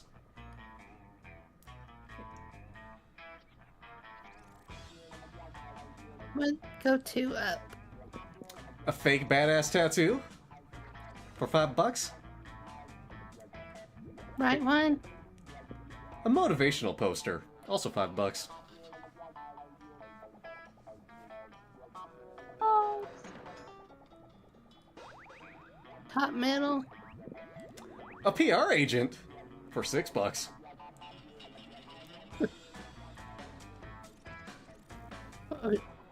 Can you give me some hint as to what that does? Nope. Because No, I don't know okay. what it does. You know what? Let's find out. Alright. Maybe charm? Maybe? Let's find out. Alright. No refunds. You got a PR agent. Sure. Tsunami, where do you want to go?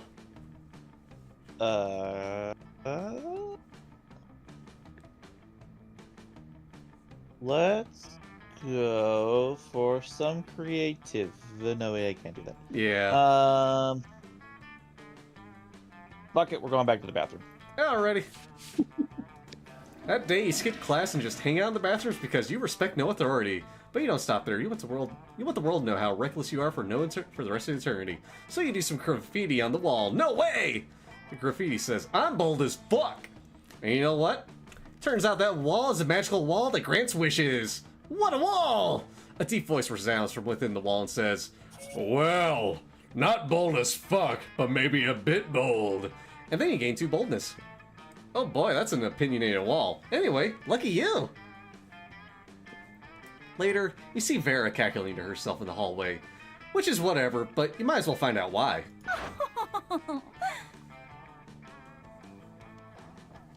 just practicing my prom queen acceptance speech in my mind.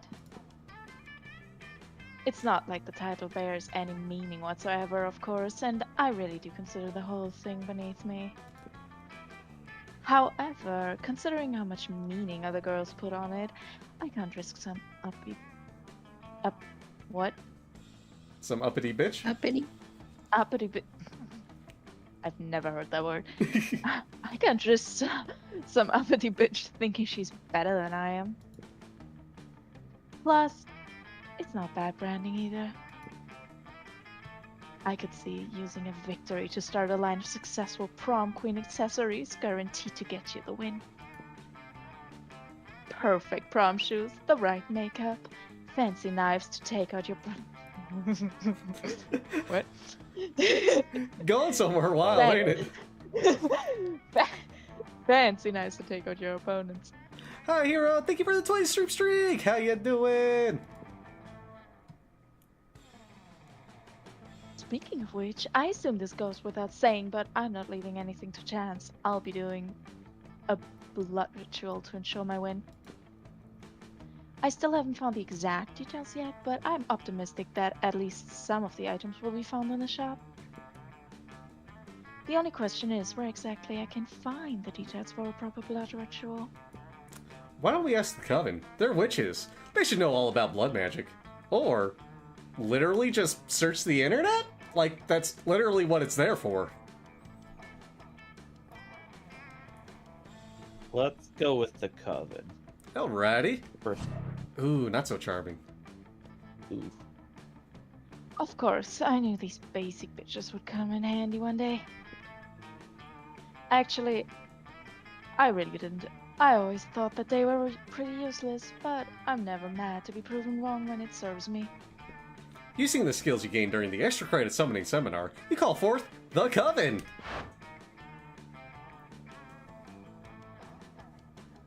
Who wants to be...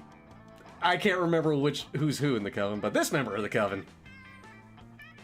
What is it now? Is there some emergency? Is the world in need of saving? Of course not. The world is the worst. Why would I ever want to save it? No. I just want to be prom queen, and I need some blood magic to guarantee my victory. And I figured you three could do something productive for once. Under no circumstance will we be revealing any magical secrets to help a petty little brat become prom queen. I genuinely cannot think of a more frivolous use of blood magic than this egotistical little side quest. Every time I think the students of this school could not be any more ludicrous. Yeah, when I need your opinion, I ask for it. You're the one who called us here. Yeah, and a lot of help you've been. Now get out of my sight before I use my sight to turn you to stone. Vera turns to your sorry ass. Hi, that includes you, useless. I'll find the ingredients myself. Thanks for nothing. Yeah, useless. You lose 2 smarts and 1 charm. Let's do this! Damn. Alright, Healy, where do you want to go?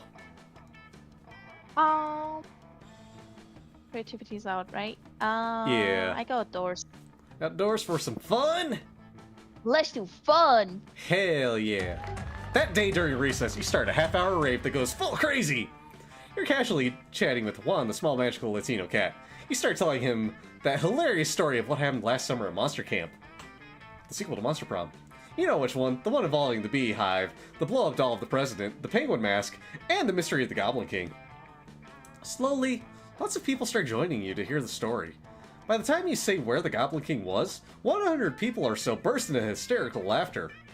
You turn on a mobile app that captures all the laughter and turns it into +2 fun.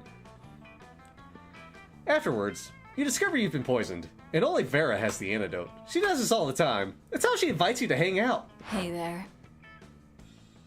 There you are. Thank you so much for coming. I'm embarking on a new criminal enterprise, and I need a consigliere. I'm not trying again. The idea is simple yet brilliant. Think overboard for killing people. I call it murder. But it turns out the market is flooded with assassination apps. Assassination apps and blood. I need a way to get ahead of the pack, and since you're such a good advisor...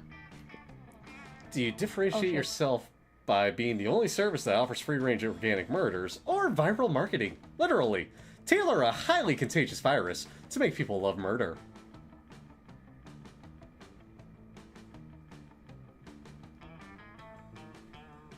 The second one.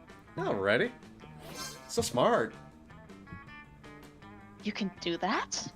Great! You can use my private chemical weapons laboratory. And so...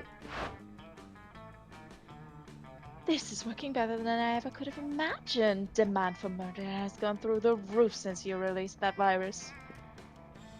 Sure, the side effects includes vomiting, bloody tears, male lactation, cobra feet, time dilation, rigor mortis, rectal teeth.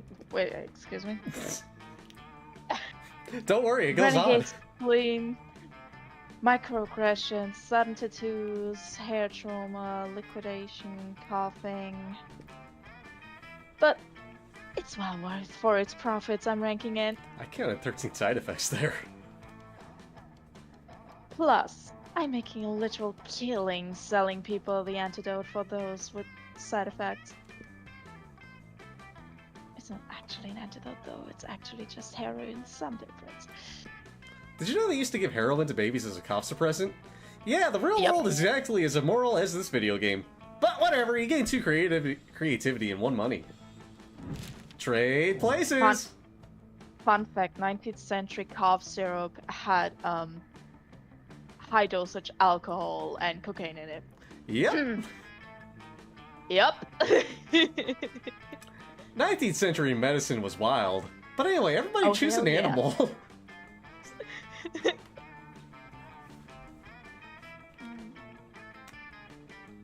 Crab. Otter.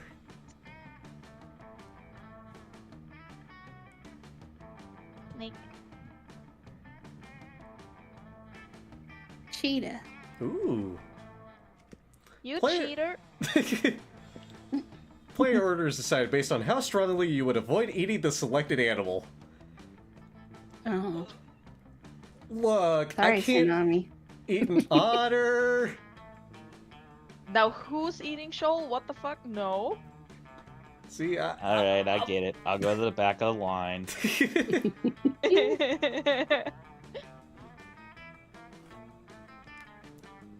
So, okay, we got otter, cheetah, and snake left.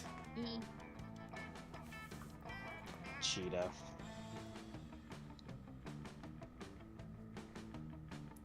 I mean, can you really eat Chester Cheetah? Is he too cheesy for everybody to eat? We could also... Native Wait. Cheetos? I'm Oh, I misread the question. I'm sorry. Wait, I'm confused. Isn't it how much you would avoid it? Like a crab is kind of the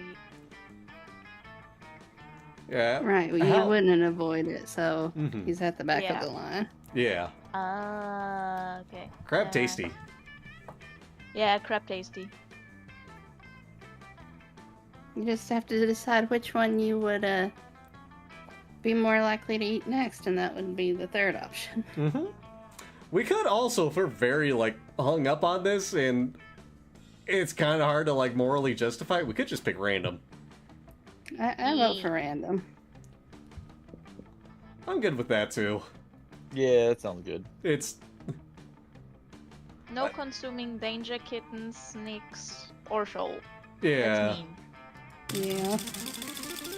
Alright, Tsunami, you get to go first.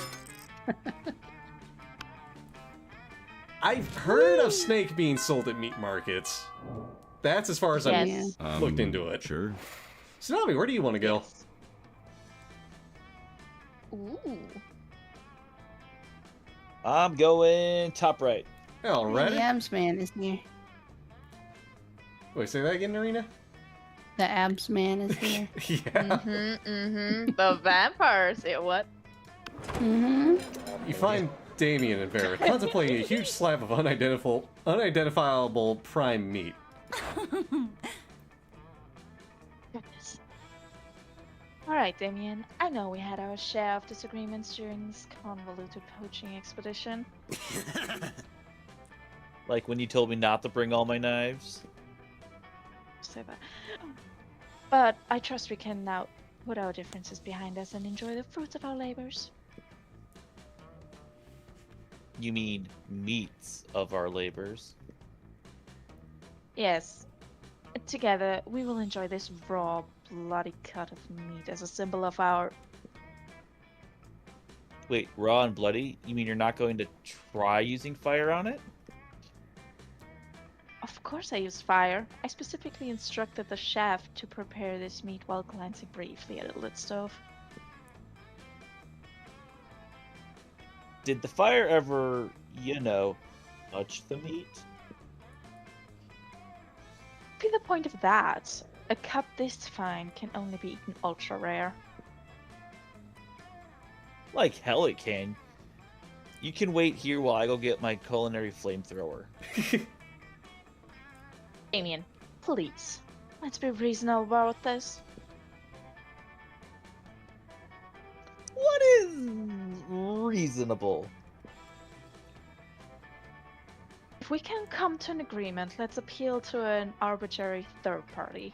Tsunami will surely make the intelligent choice for us, isn't that right?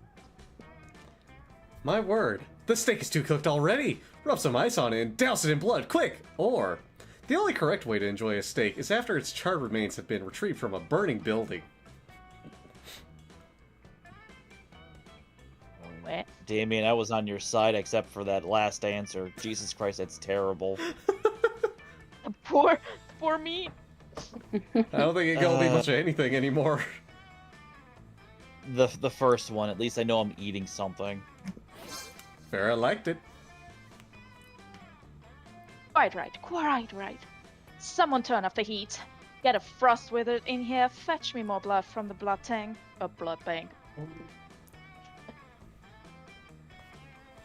I'm not gonna eat a big chunk of raw meat. How am I supposed to ensure maximum suffering without fire? Oh darn! Guess I'm going to have to enjoy this old juicy steak by myself. Whatever, I'm gonna go burn down a burger joint and eat whatever survives the fire. Good for you, Damien. Live your best life. Farrah slips you a thick stack of cash under the table. Unfortunately, she pays you in Vera bucks. More fortunately, your stack of Vera bucks is redeemable for 4.5 minutes of intimate eye contact. Juicy! Let's go. Narina, Oh where do my. you want to go? I'll go bottom right. Alrighty. You sit down with Zoe and Scott. Scott is eating his trademark pizza sandwich, which is just 3 slices of pizza on top of each other. Zoe has a notebook out and is taking notes. But how do you get your food, Scott? Why do you want to know so bad? It's pretty normal. No, it can't be normal. I'm doing research for my latest fanfic, Cry Havoc and Let Slip the Dogs of Love. It's about a pack of werewolves going on the biggest hunt of their lives. A hunt that will change them as hunters, but also as werepeople. They went looking for food, but what they found was personal growth and a new understanding of group sexual practices. Also food. So that's why I need to know, how do you hunt? Oh, well, normally I go to the cafeteria and I ask for pizza. That's it? What about hunting in a pack? Enjoying the spoils together in a feast of blood and rage? Exploring each other's bodies? Well, I guess sometimes me and my cousins order pizza at home, and then the pizza comes and then we eat the pizza? Zoe does not look at all satisfied with Scott's answer. Maybe you can get Scott to give some juicier info, or convince Zoe that ordering pizza is actually dramatic. But Scott, what about when you go searching for pizza in the wild? Or, Zoe, don't dismiss the utter suspense and extreme pathos of waiting endlessly for the pizza to arrive. Truly, it is the central tragedy of the 21st century.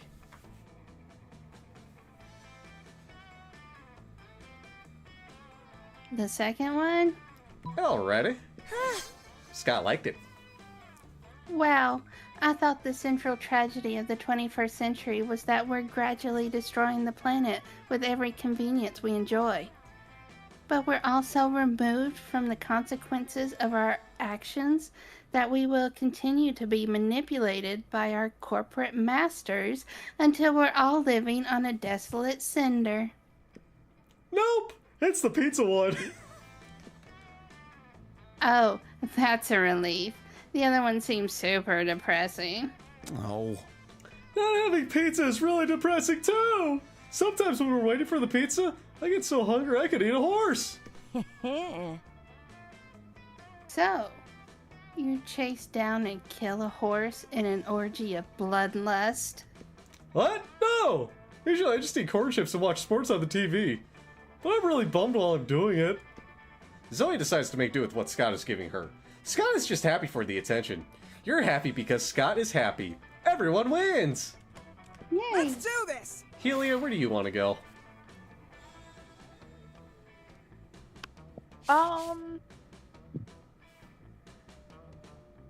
Let's go to the cool robot. Alrighty. In the middle. Alrighty. Friend Paulina, please correct me if I have misunderstood as I am still new to these customs. But it is my understanding that the cafeteria is designated for the consumption of calories by those organic beings who need them to live. Heck yeah! And these tables are to put aforementioned calories on in order to be consumed. You got it, little robot buddy!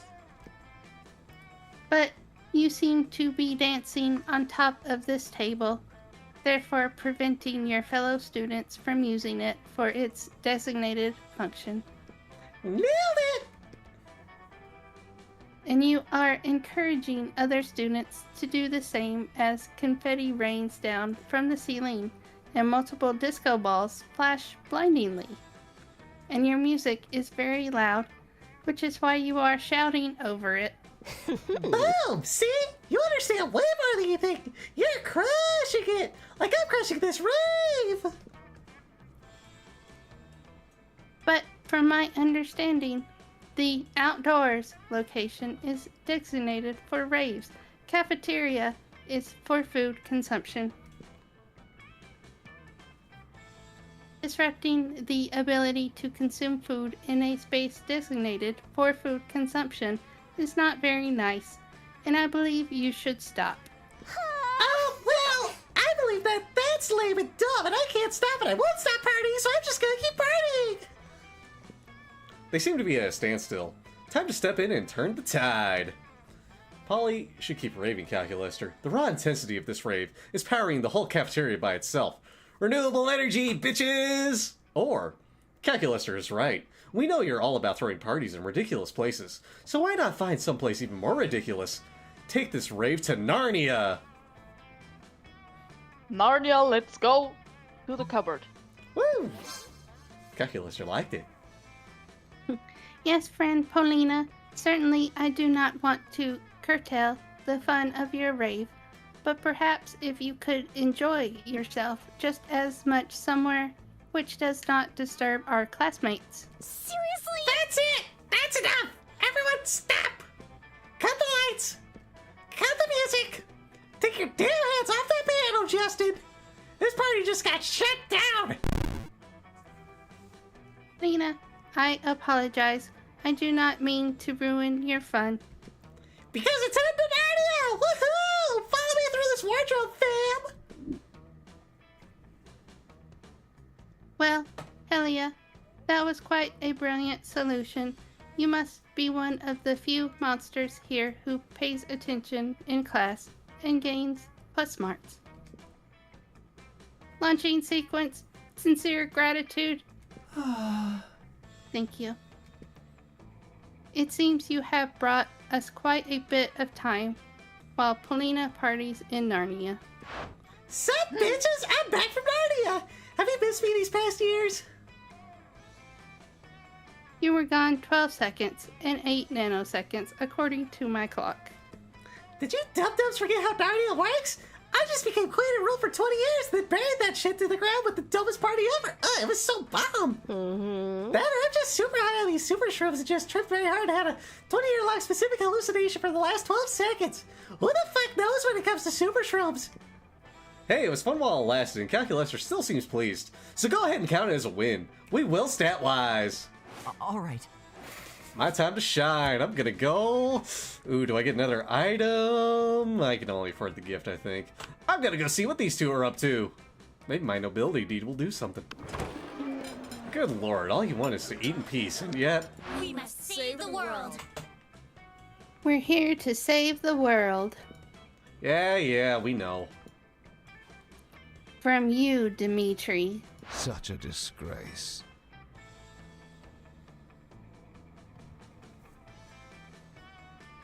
Tsunami? It was Dimitri. Tsunami. You wound me, you truly do, after all I've done for you. More like done to us. What about that time you betrayed us in the middle of a climactic battle, then unbetrayed us, then betrayed us 3 more times? Or that other time, the next morning, the empty bed.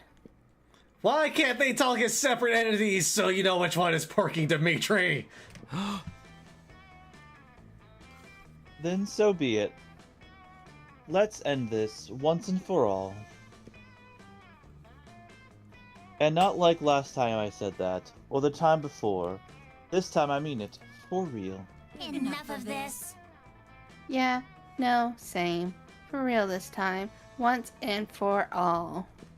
This is like the 7th final battle these dorks have had this week. You've had it with their bullshit. You take a fistful of ketchup packets and spew them all over Dimitri. Maybe some will get on his cape and he'll run away to get it dry cleaned. Head break soon, buckle bad warriors. What's this, blood? Oh, how you wound me, my loves. I feel no pain but that in my heart. I will slink off to some cave and lie in agony between life and death, waiting to be tended to. You spot Dimitri squeezing some of the ketchup onto a hot dog and taking a bite on his way out of the cafeteria. What is this dude's deal? Truly, thank you for your selflessly helping us on our adventures out. Nah, it was selfish. You really just want to eat in peace, but whatever. We must save the day. In return, allow us to help you on one of your adventures. Why not? Then go ahead and help you with... solving the ancient enigma of your algebra homework. We're going to retrieve the legendary bag of lasagna-flavored chips from the supermarket down the street while you risk your life protecting this cafeteria table. Lasagna flavored chips. Lasagna. Ooh. I'm wondering what... I'm so stuck on what I should actually pick here. Let's go lasagna. We have heard tell of these lasagna flavored chips. Mostly through pleasant songs coming to us from our phones in 10-second increments. Very well. As long as you promise to guard this cafeteria table with your life. Always the same with you. Wait. Why do we need you to guard this? Never mind. Whatever. You helped us, we'll help you. That's what decent people do. That's what decent people do? Pfft, okay, Coven, sure, whatever. I bet they always try to be their best selves. Why are they even at this school? Alright, here are your chips. Don't ask why it took so long. It doesn't matter who was or wasn't making out with a near-death Dimitri in a secret cave somewhere, as his wet shirt clung dramatically to his chiseled abs, and his breathing was ragged as he danced on the edge of life and death, and a tough choice had to be made as to whether to spare his life. Try not to get killed soon. Here's your change, goodbye! Your change? You didn't give them any money.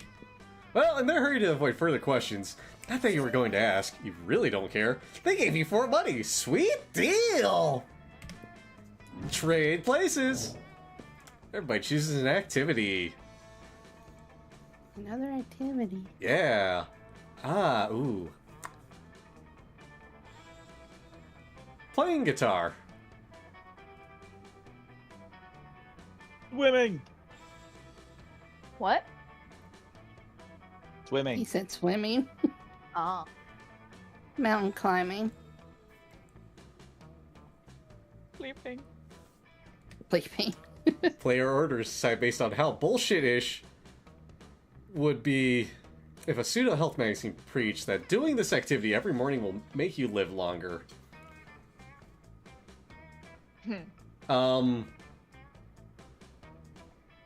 Mountain climbing every morning. Every single morning. Get on that Yep. mountain. Why are you Goodbye. climbing the mountain? Like, honestly, 3 of these are actually recommended as, you do this more, you get health out of it, so... Yeah. Yeah.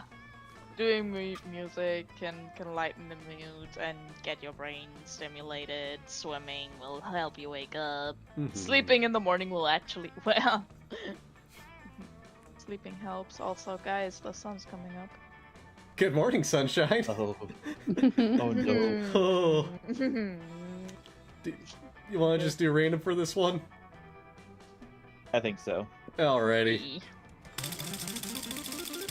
Hey, I'm going first. Wop. Womp womp. I swear, a lot of it's been like either Tsunami first or I'm first. And then either way, the other of us is last for the most part. Alrighty. Library's the shop now. I don't want to do I will that. be right back. Alrighty. What do I want to...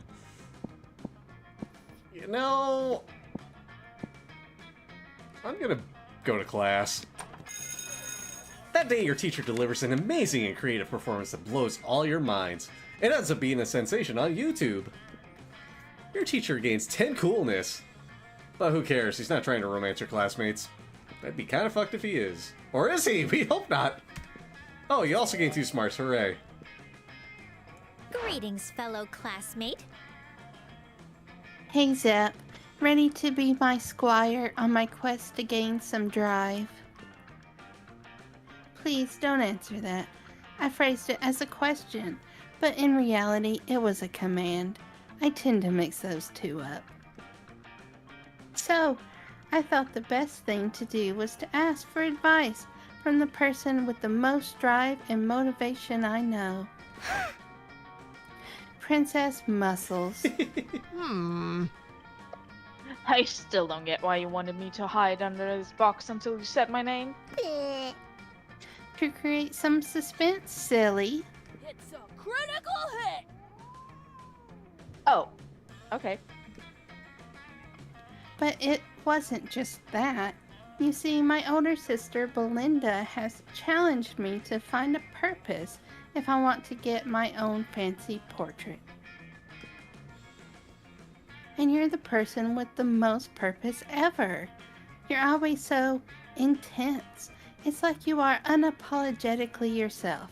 I admire it. That's sweet. Also, I am myself. You really know a lot, huh? I do, yes. But please, now it's about me. The thing is, Belinda told me it wasn't enough to have pretty hair or to give orders to people. I need to do more than that. Really? I do think your hair is pretty. Is very pretty, and I admire how good you are at being bossy. I dream of being the boss of the 8th Circle of Hell someday, and I could surely learn from you. Let's get down to business! But alright, let's help you find your motivation. I have the ultimate trick to do that. Asking you, what motivates you, Miranda? I don't know. Oh no. That was my best trick. I'm lost now. Egats. Wait! Something has come to mind. You see, the best way to discover one's true self is in the face of danger. When I face danger, I punch it. Because you see, my true self is my fists, and that's because my main drive is my anger. Which reveals that my inner motivation is to reclaim the 8 circles of hell, you see. Obviously. Obviously? So, we need to force you into a great danger that pushes you to reveal your inner strengths. Here. Dahlia grabs a wooden plank from God knows where and puts it in front of Miranda. The plank has a very evil face painted on it. Miranda, fight! Disgusting! Of course.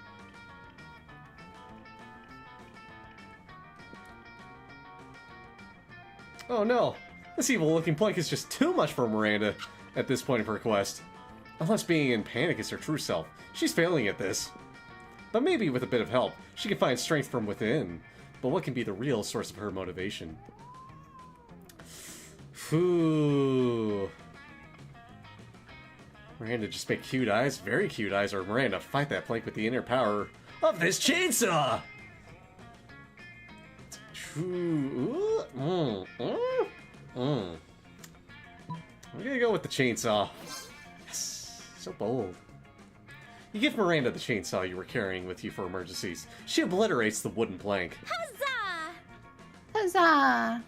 So broken! Miranda, such mastery, such finesse. Now it's clear, isn't it? Is it?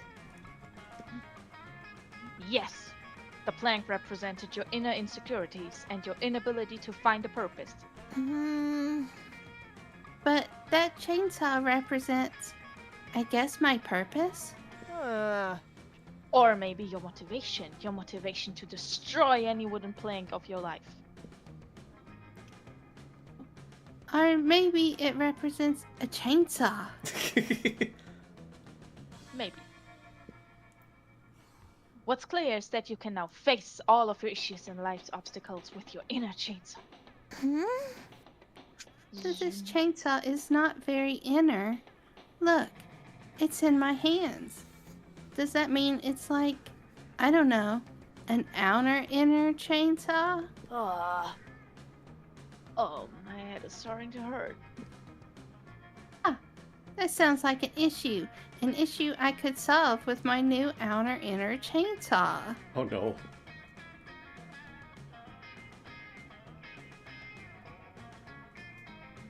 Blue muscle, you have no self-preservation instinct.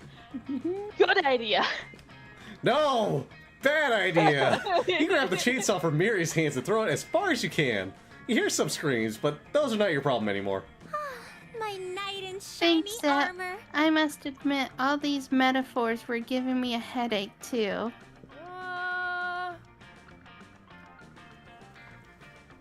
Yes, grabbing stuff and throwing it is the outer inner chainsaw of headaches, I think. No, careful. That sounds like another metaphor. Miranda slaps Dahlia. Oi. Oof, that was close. Indeed. The fuck? Let's get some ice cream, and later you can join me while I give an order to execute 100 poets to keep the Mer Kingdom safe from metaphors. That sounds like a plan. You have accomplished nothing, but these two seem happy with themselves, so huzzah to that! Everyone gains 3 fun from having such a good time. Everyone but the 100 poets. They definitely don't have any fun. Let's do this! Hey, Helio, where do you want to go? Ba ba ba ba.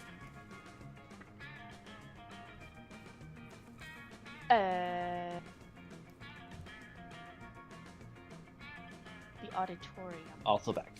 Welcome back. Hi. That day, while rehearsing for the class play, you aren't especially good nor inspired.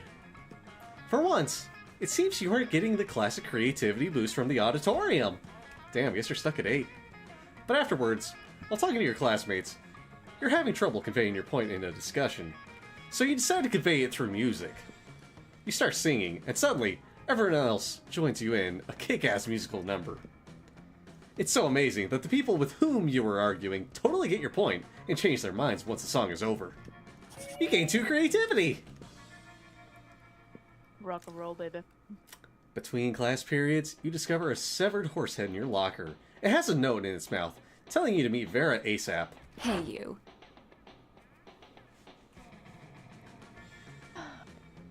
I'm so glad you've come. I have another crime problem which would benefit from your insight. Thanks to your input, murder has cornered the market in app-based assassinations, and yet the other crime lords don't take me seriously. Just because I'm not a 40-year-old man with a scary scar, those sexist morons don't think that this is just a phase for me. Since when did having a killer body and flawless skin disqualify a girl from a life of crime? It's disgusting. How can I show these chauvinist goons what crime really means to me? Come on, think of something. You're my most trusted advisor. Quit crime. They'll come crawling back once they see how bad it is without you. Or, write a song about it. I'll help.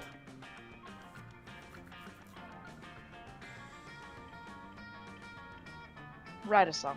Alrighty. We're doing music here. So creative. Very well.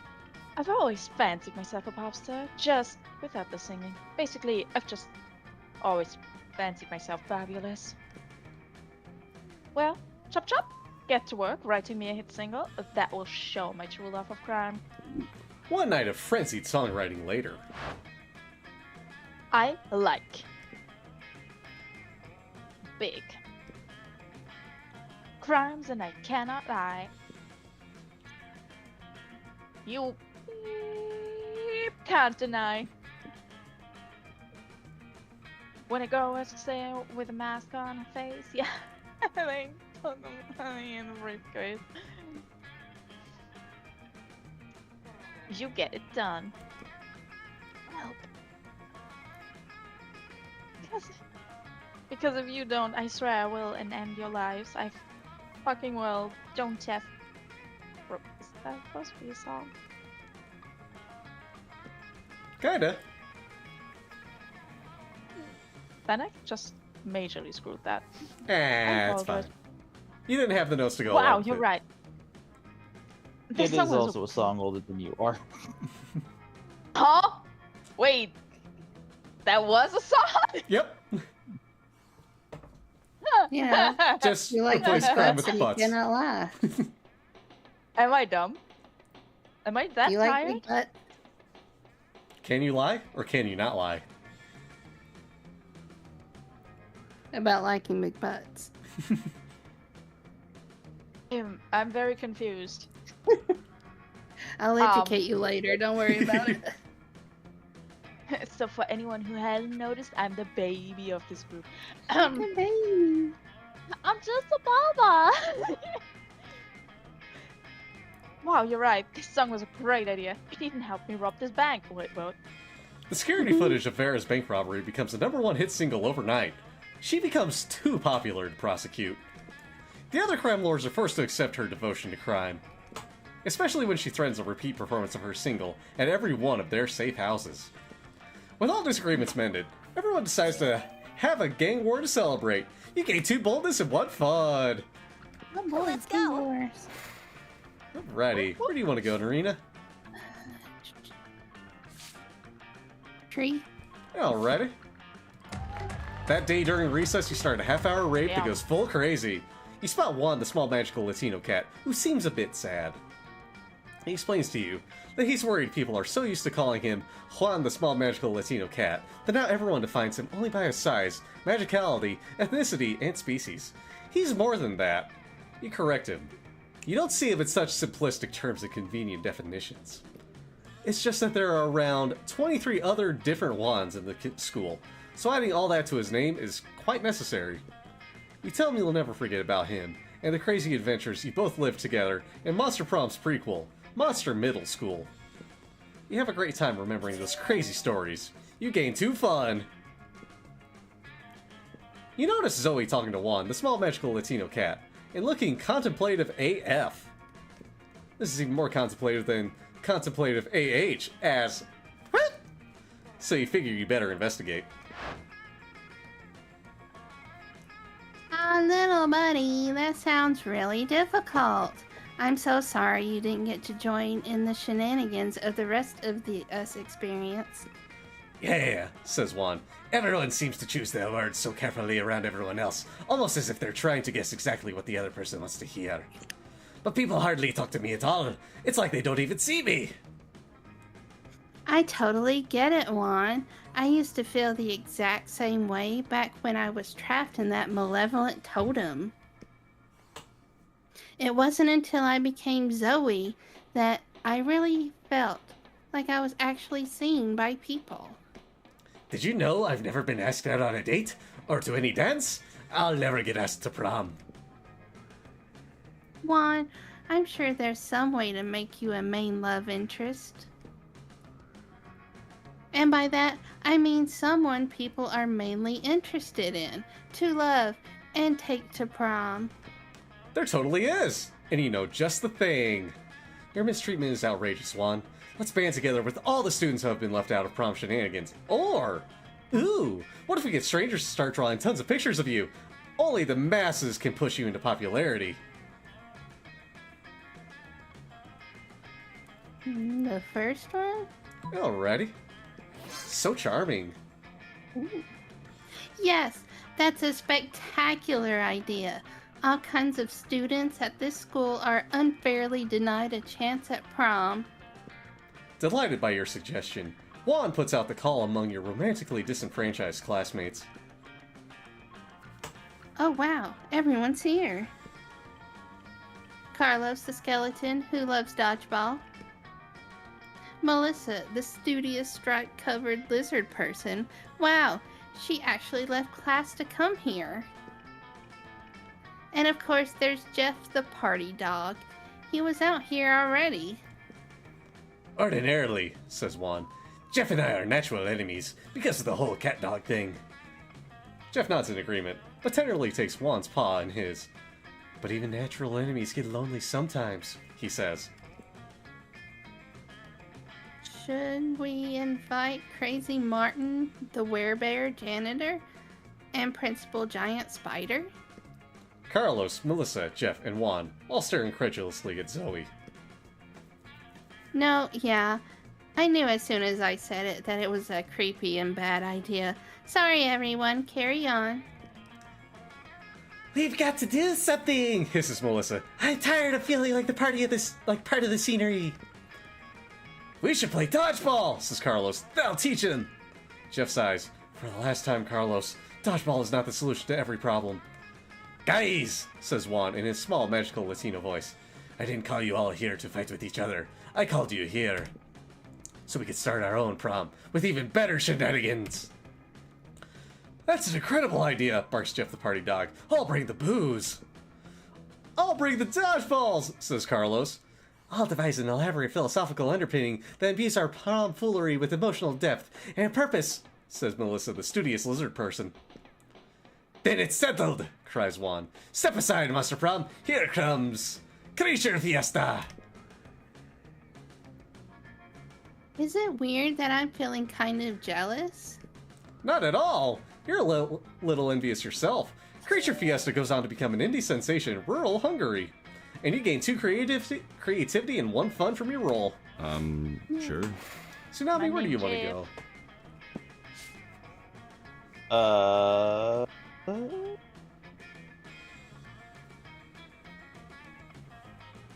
Let's go to the gym. Alrighty. That day, an epic dodgeball match takes place. Amidst the battle, you spot a fellow player that seems utterly discouraged. She thinks she's not worth anything in dodgeball as she attempts to throw a ball at herself. You explain to her the many ways you think she's unique and wonderful while also defending the many pleasures in life. With your help, she's capable of finding reasons to keep playing and gains a sense of self-worth. You gain +1 BFF. Sadly, she's not part of this game, so that beautiful friendship will take place off-screen. And 2 charm. Hooray! As you walk down the hallway trying to beat a level of Bone Crush on your phone, you run smack into Vera, also engrossed in her phone. Why is Vera in every scene? Sure, feel free Because, to yes. read over. I'm not complaining, but bruh. Sure, feel free to read over my shoulder. You wouldn't understand the charts anyway. Miranda's been mouthing off about being a princess again, as if that's so amazing. Pathetic. She's a princess underwater. You know what's underwater? Sea slugs and fish shit. You know what's not underwater? This school. Why should birthright matters when there are so many other factors that determine a person's worth? Their beauty, their cruelty, their business sense, and using all these factors, I've divided the school into cools and uncools. Now I just need to find a way to reinforce the superiority of the cools over the uncools. Uncool students should have to carry cool students from class to class on chaise. Or rotting squid should be thrown at uncool students to remind them how uncool they are. God, it's high school all over again. We're gonna go the first one. Not so creative. Ah. I do worry about my shoes getting scuffed up getting from class to class. These. Cockatrice? Cockatrice. Cockatry scale palms cost $2,000. What am I supposed to do? Walk in them? A few days later, you see Vera being carried from Apparitions 3 to AP Fearmongering on a studded couch. But right before your horrified eyes, the hands fall off of the Frankenstein's monster carrying her, sending Vera toppling to the ground. Oh, damn it! Snakes are all twisted up in one another. It took my reptile dresser an hour to get them look right. Gabby, thank you for your daily pick! Whose dumb idea was it to put my physical safety in the hands of someone too stupid to become cool? That would be you. Better flee the scene before she notices your stupid idea having face. You lose 2 boldness and 1 creativity. That weekend, something happened to Helia. Let's do this! Wow.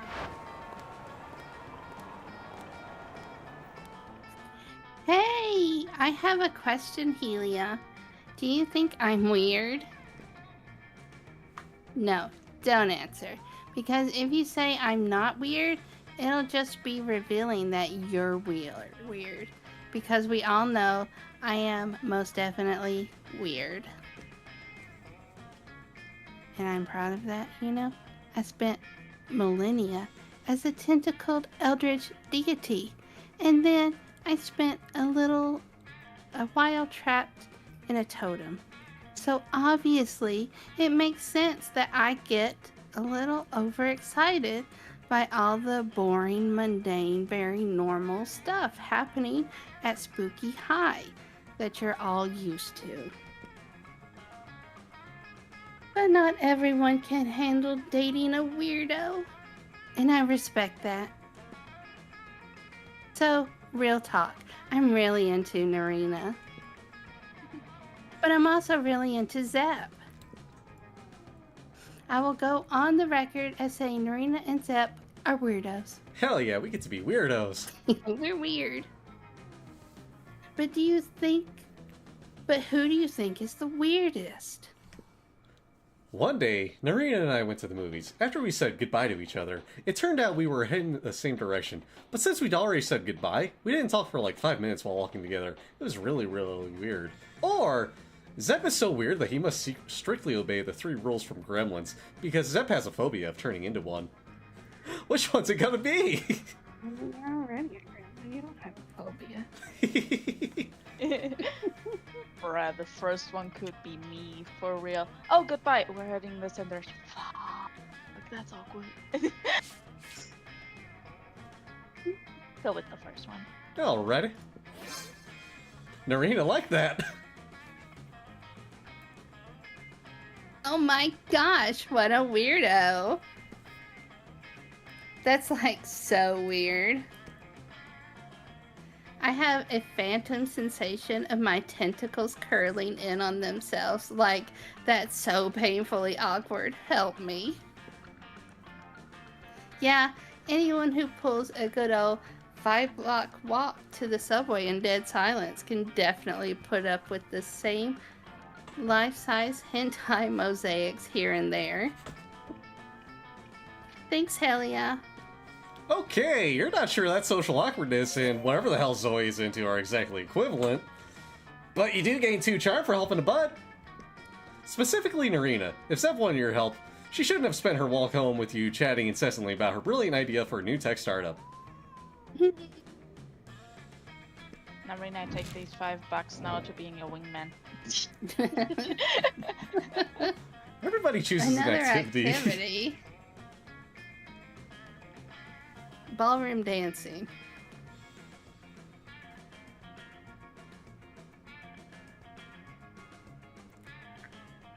Getting a bite to eat. Specifically going to get it. Ooh.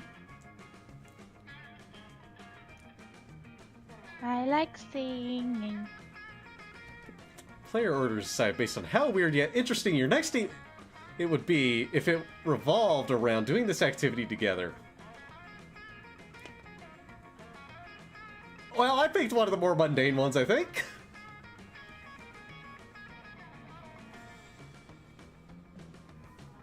Stretch, you got it, Aspion.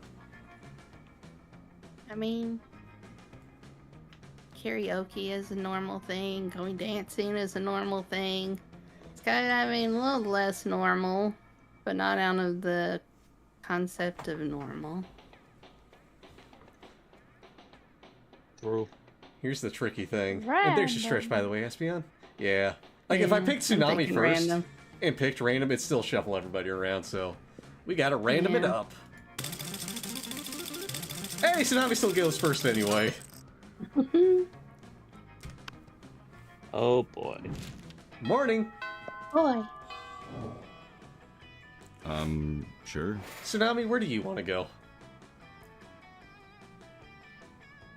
I'm gonna need some creativity, I think. You can actually go to the auditorium this time and get it. Hooray. That day, while rehearsing for the class play, you totally forget your lines. It's terrible. But you don't let that get you down. You start improvising all your lines. And it's marvelous. Somehow, it enhances the pathos of the play in unexpected ways. And that's saying something, since half of your improvisation is a rap battle against your inner fears. You gain 2 creativity! Wow. You find Liam storming out of the dressing room, still wearing his very fancy costume.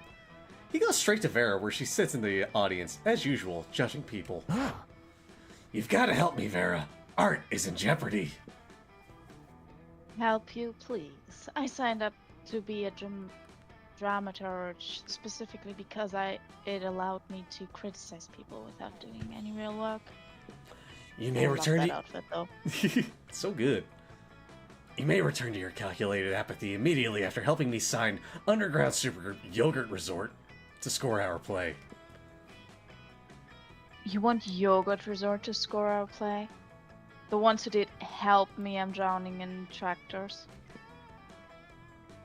I hate to admit it, but that's actually a very cool idea.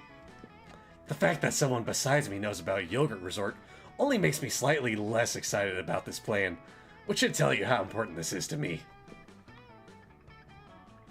Oh, you going to pay for that, though? That's exactly what the director said.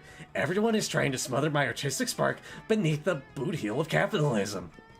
It appears that I must make some concessions to the invisible hand of the market if I am to realize my dream.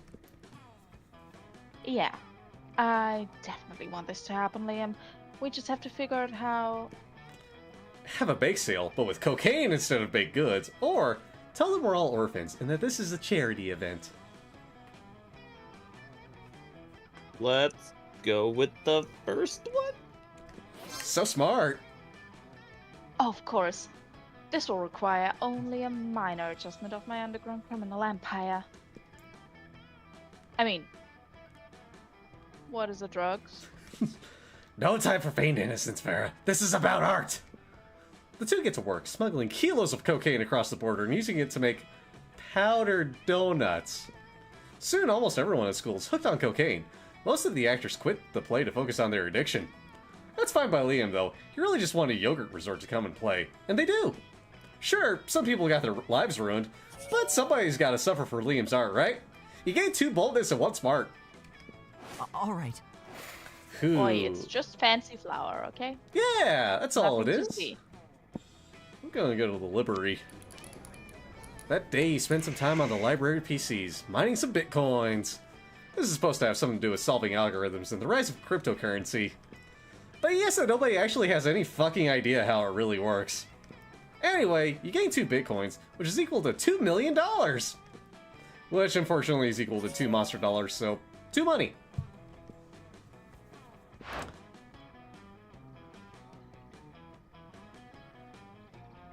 Ugh, I've read a whole half page of a nonfiction book. I feel like my brain is gonna explode. I hate studying. Ugh, gross. No one has even made out once in this math textbook. I do like books, though. They can take you anywhere in the world. So when you pee on them, it's like you're marking your territory across the planet. That explains the wavy, crispy texture and pungent odor of a lot of your used textbooks. You wonder if it's worth trying to correct his error when... Dimitri! It is I, Dimitri. That is I. That's right. It is I, Dimitri. May I just add, your abs are looking especially lickable today. Weird, but okay. Come to the dark side. Endless deity of horror and chaos, deadly and charming beast person, do you join me on the dark side? Enough of this. Counterpoint. Do not that. Dimitri, you make a fatal error in this plan. You have approached our classmates in the middle of the library, where they are hard at work studying. They'll never listen to your pitch. Oh, yikes. Actually, we were getting super bored with studying, so Dimitri, go ahead and tell us your thing, I guess. Nope! If you let Dimitri woo them to the dark side, how will you woo them to prom? Also, blah blah blah, end of the world, the right thing, whatever! Sure, the dark side sounds cool, but the commute is terrible! I'll join the dark side when you can join the mark side! I'm gonna go with the commute. So smart. Oh, come now. The commute is not that so bad. It's just 2 buses, a train, a goose-drawn chariot, and then 2 more buses. How long does that take? 9 hours. But time flies when you spend the entire journey with unspeakable torment. Why is the torment unspeakable? Because everyone has ants in their mouths. It's very sensible and environmentally friendly. Really? Because it sounds incredibly stupid and bad. Oh, perhaps you're right. Forgive me, I have spent so long on the dark side, I no longer truly understand what it means to be good. You poor thing. Would you like to be incorporated into a series-long plot arc where we teach you the true meaning of goodness? I'll be back. I'll have to talk to my agent until we meet again. You expect Dimitri to vanish in a cloud of purple smoke or something, but instead he trudges off to make the 9-hour journey home. You get 2 fun and 1 smart. Let's do this! Where are you gonna go, Helia? Let's go to the gym. Alrighty. What you gonna get at the gym? Show me that money. You got options here. Where do you want to start? What is... What? Like...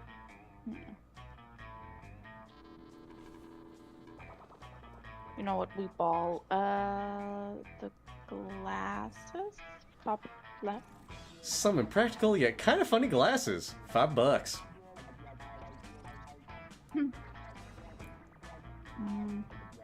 The picture. In the middle. Second row. The motivational poster.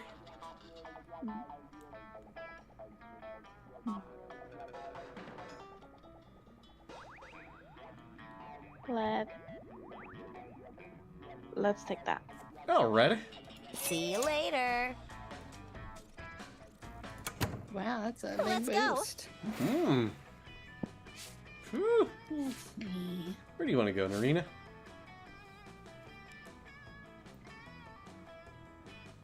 Let's go to the bathroom. Alrighty. That day you skip class and just hang out in the bathrooms because you respect no authority. And you're getting charged by just clamping your hands onto a battery.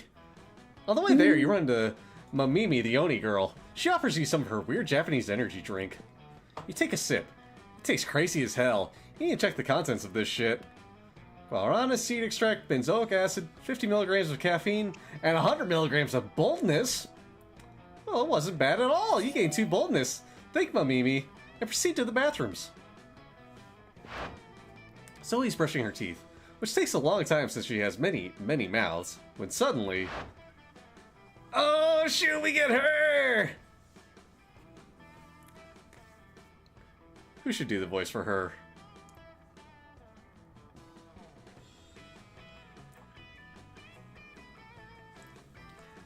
Ha-ha! Foul monsters! Prepare to die! Aravi? The monster slayer? Here to kill me? Gee! This is such an honor. You have, like, no idea. What? What is happening right now? I am such a huge fan of your work in the attempted murder of my classmates field. But I've always wondered, why do you almost exclusively attack Damien and Liam? Is it some sort of forbidden lust, sexy sexual tension thing? What? No! If you're attacking me, does that mean you're into me too? OMG. Listen, foul eldritch horror. You are hot and everything, but that's not the point. Demons and vampires are some of the oldest, most vile monsters there are, bringing terror to the rest of the world for centuries, and they must be destroyed. Werewolves are only dangerous some of the time. Ghosts do more haunting than murdering. Robots are off limits since they're outside the fantasy realm. Mer people are too busy terrorizing the air people for me to bother. And are Gorgons even monsters, or do they just count more as mythological creatures? Wow, okay. This is all such good info to know for future fanfics about why your sexy times with Damien and Liam are so emotionally charged. I'm not having sexy times with Damien and Liam! But really, Miranda and Bear probably have higher body counts than Liam for sure, and they're at least equal to Damien's. I think maybe you need to develop new criteria for which monsters you hunt and which you don't. Besides, if you're only doing it based on what type of monster they are and not how much killing they do, that seems kind of racist, you know? I don't know, Purple Girl. What I'm hearing makes some sense, but it could be another of your mind tricks.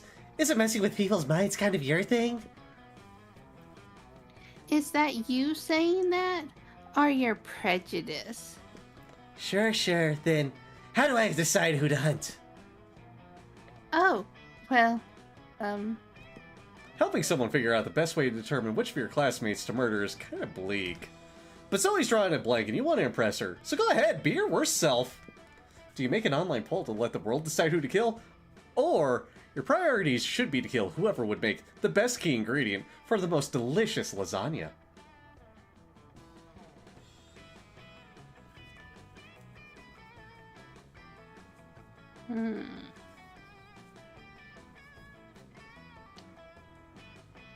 Let's go online poll.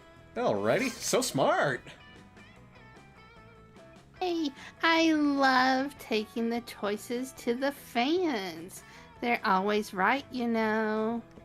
Ah, yes! Then we can find out definitely what sort of monsters are causing the most harm to the world's population. And wipe that scourge from existence! You quickly set up a poll and promote it on Vera's popular website, www.buzzfeedingontheheartsoftheweek.shutup. Before too long, you have 1 million votes, and the results are in! Yes, tell me who it is the world most needs ridding of. Tell me! Hi, Arius, how you doing? Okay, so in third place we have Bofa. Bofa?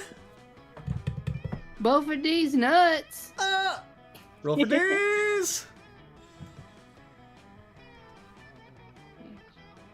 12.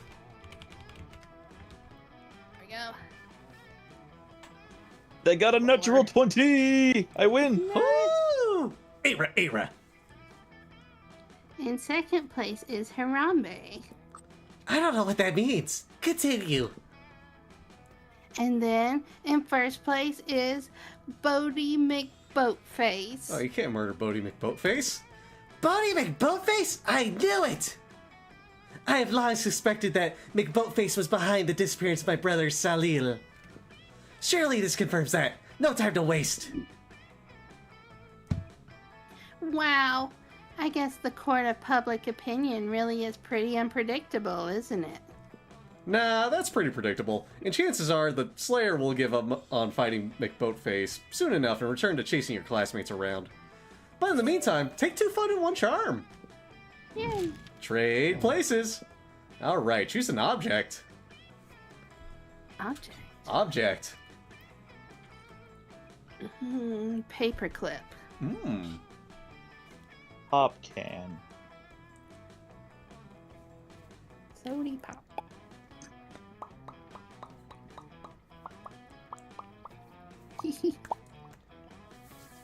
Oh God, no! They're communicating. I'm gonna go for guitar pick.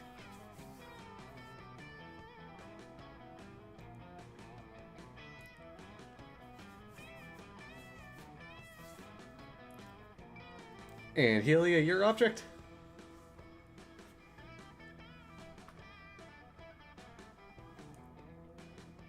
Coffee cup. Genies used to be found in lamps. Player order is decided based on how likely it would be to find a 21st century genie inside the selected object. Start debating now. Yes. So let's see, we got In a coffee. guitar pick. Yeah, I don't think the guitar pick's gonna hold a genie all that well, considering it's flat. Okay, my vote is Tsunami, Helia, Zep, me. Okay, counterpoint. Helia goes first. Why? Coffee cup? Because, yes. It's got more caffeine? Usually? Because I'm tired of going first, that's why. Okay. Oh my God! Speaking of coffee, it's getting late. Alright, so... Okay, so Helia, Tsunami, you, me. Alrighty. If it's getting late, is it getting early? Yes. Let's do this! Yeah. But where do you want to go? To the cool... top right corner. Alright. Right? Yeah. As you approach the table, you see Vera delicately lifting a forkful of quinoa to her mouth. She brings lunch from home when... Food fork 6-8, who do we delicate? Eating, yay, eating! Ugh. Oh, God, what on earth are you doing? I'm cheerleading you to help you be the best eater in the whole school! What caused this obsession with cheerleading me through mundane activities that require no cheerleading? Everything requires cheerleading, silly! That's why we have cheerleaders for our cheerleaders! But I can see my cheerleading's not working. You haven't eaten anything yet. That's because you keep startling me with your damn cheerleading. I can't eat when I'm startled. No, that can't be it. I must not be cheerleading hard enough. Hey, friend, maybe you can help me. You shouldn't be cheering for Vera to eat the food. You should be cheering for the food to get eaten by Vera in the walk-in freezer. Or the problem is, obviously, that we are dressed up as a giant salad. No. Number one. Vera liked it. Oh, duh! It's just like when we cheer for the other team to lose instead of cheering for our team to win. Yes. I invented that cheerleading strategy. It gives us a huge psychological edge against the team that hate losing. I'm gonna go try it right now. Those vegetables are gonna get so inspired. Scott runs off to the kitchen to inspire the vegetables. You can still hear his muffled shouting from the back, but it's not bad. That has been quite pleasing. Thanks. Now I can finally enjoy this quinoa and baby deer salad without unwanted encouragement. For the next week, all the cafeteria food seems extremely eager to get in your mouth. Cheerleading really works. Sure. Tsunami, where do you want to go?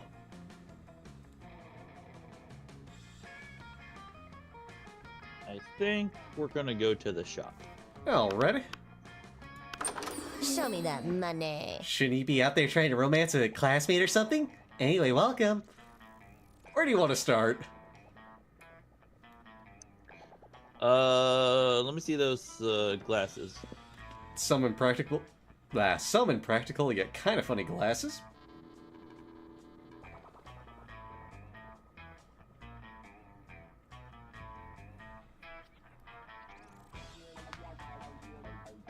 Fuck it, send it. Give me the glasses. Later, Gator. So fun. All right. Geez, where am I gonna go?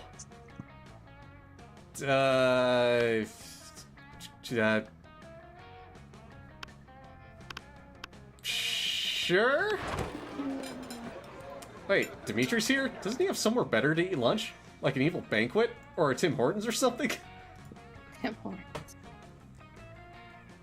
I can see the confusion writ upon your face, and I can assure you, I am not here to indulge my palate in the delicacy that is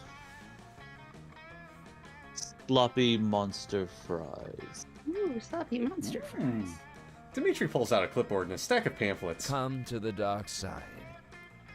I'm here on a recruiting mission. Tell me, have you ever considered the benefits of joining the dark side?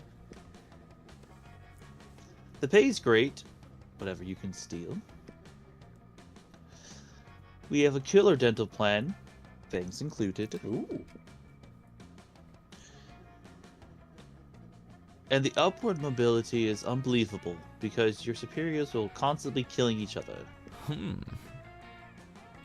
Plus, you can get to go to bed each night knowing you've helped make the world a little less safe. You give Dimitri a disapproving look and point at your Dare t-shirt. Oh, you've gone through dark arts resistance education, have you? Well, maybe this might sweeten the deal. Well, let me sweeten the deal then. How about free trial of one dark side perk? Sure! What's the worst that could happen? You ask him to explain. The art of monologuing about your evil plans in great detail when you have your enemies trapped in a compromising position, or how to rock a cape.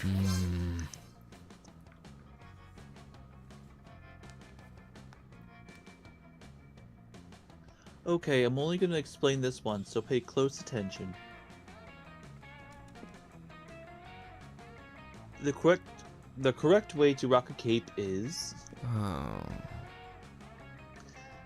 And this is very technical, so please focus. The only correct way to rock a cape is... From the darkness I come. Like this. Dimitri stands there, shirtlessly, his cape flapping in a breeze that no one else can feel. Are you taking notes? This has taken me literal centuries to master. Oh, you're taking notes all right. If by notes, you mean pictures of sexy shirtless DM? Why did I say DM? Dimitri overlaid with various compromising snack chat filters. I'm afraid that must conclude today's lesson. I hope I have learned from long experience that rocking a cape for an extended period can cause onlookers' genitals to explode. Until we meet again, my willing acolyte. Oh, and never put your cape in the washing machine. Air dry only, otherwise it bunches up and it looks like an enormous diaper. I'll be back. And now my dramatic exit. Dimitri vanishes in a cloud of purple smoke. Like always, you sell the shirtless pics of him to Zoe in exchange for 4 charm. Let's go. Where do you want to go, Narina? Middle table. Alrighty. You sit with Zoe and Damien. Damien seems angry, but in a low energy way, which is very weird for him. You feel the urge to check.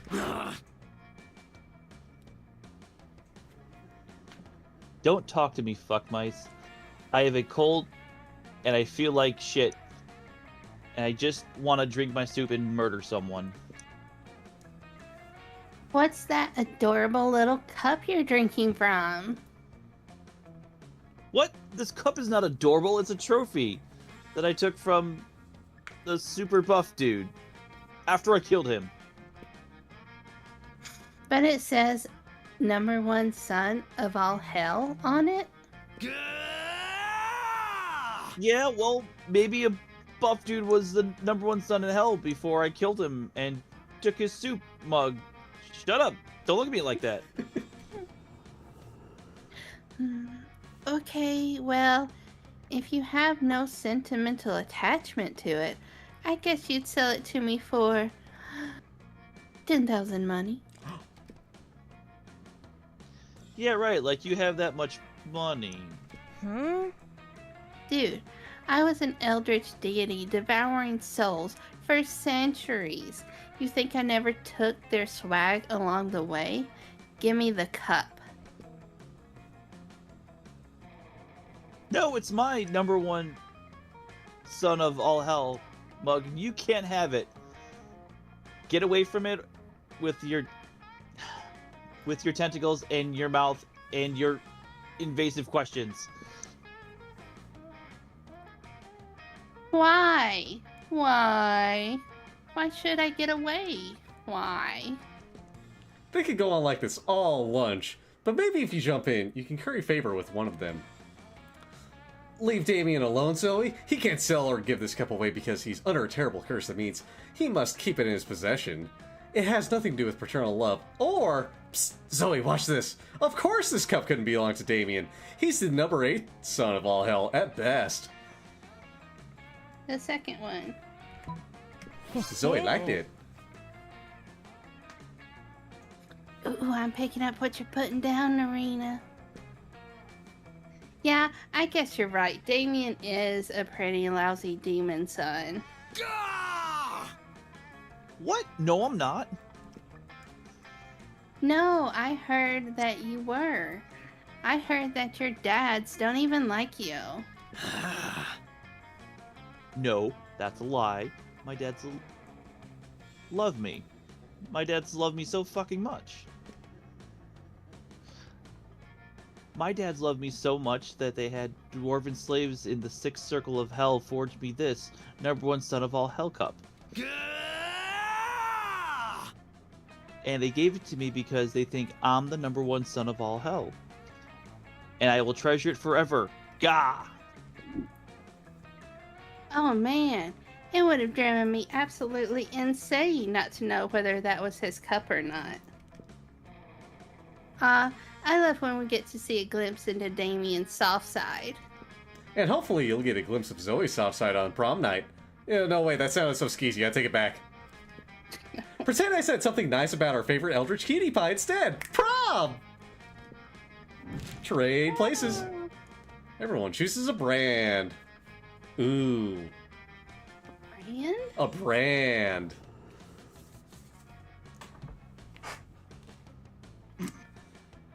Raisin. Boss. What? Raisin? You never heard of Raisin Brand? That's a cereal. It's not a Oh my gosh. Okay. Skechers. Hell yeah.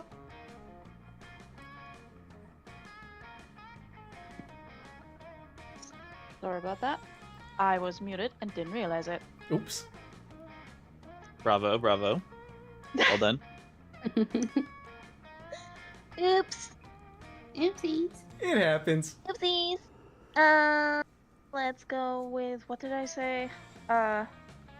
Shoni. Alrighty. Player order is decided based on how intriguing it would be if the selected brand decided to produce their own TV show. Start debating now! Doesn't Sony already make their own TV shows? Shush. I mean, the California Raisins had a stop motion show back in the day. True. That's true.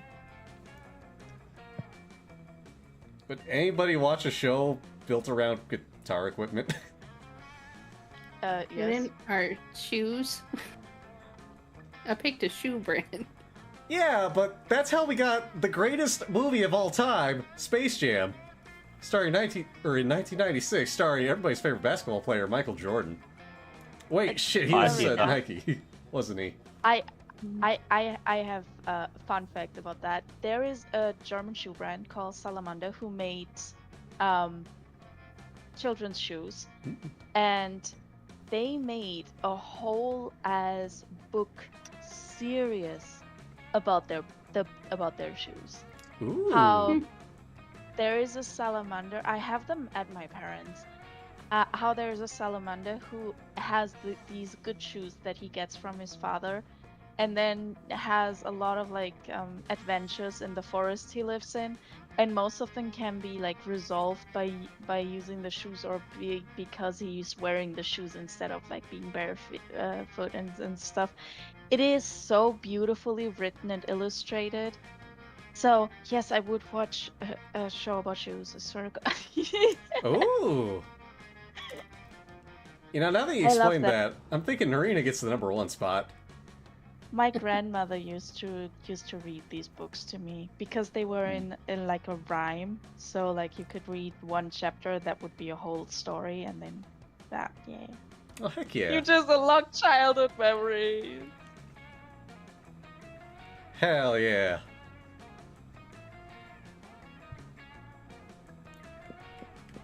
So I'm thinking Narina first.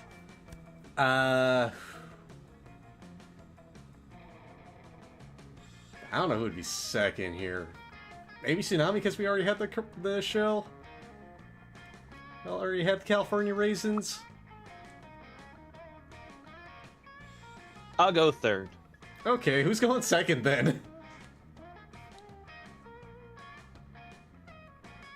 You're the yeah. host. Aww. Alrighty. Boom, boom, boom. Did it. Also, I have another cup of coffee. That's why I muted myself. Oh. Let's go. I need coffee. Don't worry, we'll be done soon. I'm Just in sorry, time to be it's done with early. the coffee. I will go, Jim. Alrighty. That day, an epic dodgeball match takes place. Many people fall during the battle. You can't take any more, so you valiantly go straight to the other team's leader and start negotiations for a truce. After hours of intense diplomacy, you commit to an agreement. What an unexpected twist! You gain 10 righteousness, but this game is so wrong in so many ways that you would be lucky if you could do anything with that, and it would be above 0, and gain 2 charm. So he bounds up to you with even more of a pep in her betentacled step than usual. Hey, Narina, aren't you so excited about the con coming up? Con. I know what you're thinking. Which con? Con, the Condiments Convention. Con, the Con Artist Convention. Nope, it's Con, the convention for ultimate fans. And I thought maybe we could be ultimate fans together. So I guess what I'm trying to say is, and sorry if this is too soon to ask this, I mean, it's hard to determine the relative appropriateness of brief intervals of time when you've been around in various forms for millennia. But would you want to do a couple cosplay with me? I mean, if you can think of a good enough pairing. Hell yeah, you would! And you know the most perfect couple cosplay pairing ever. You suggest the neoliberal system and the unbearable feeling of void that no material good can fill, or Naruto and Garfield. Oh my gosh. Sharp change there, huh? Oh my gosh. The fuck? What do I do?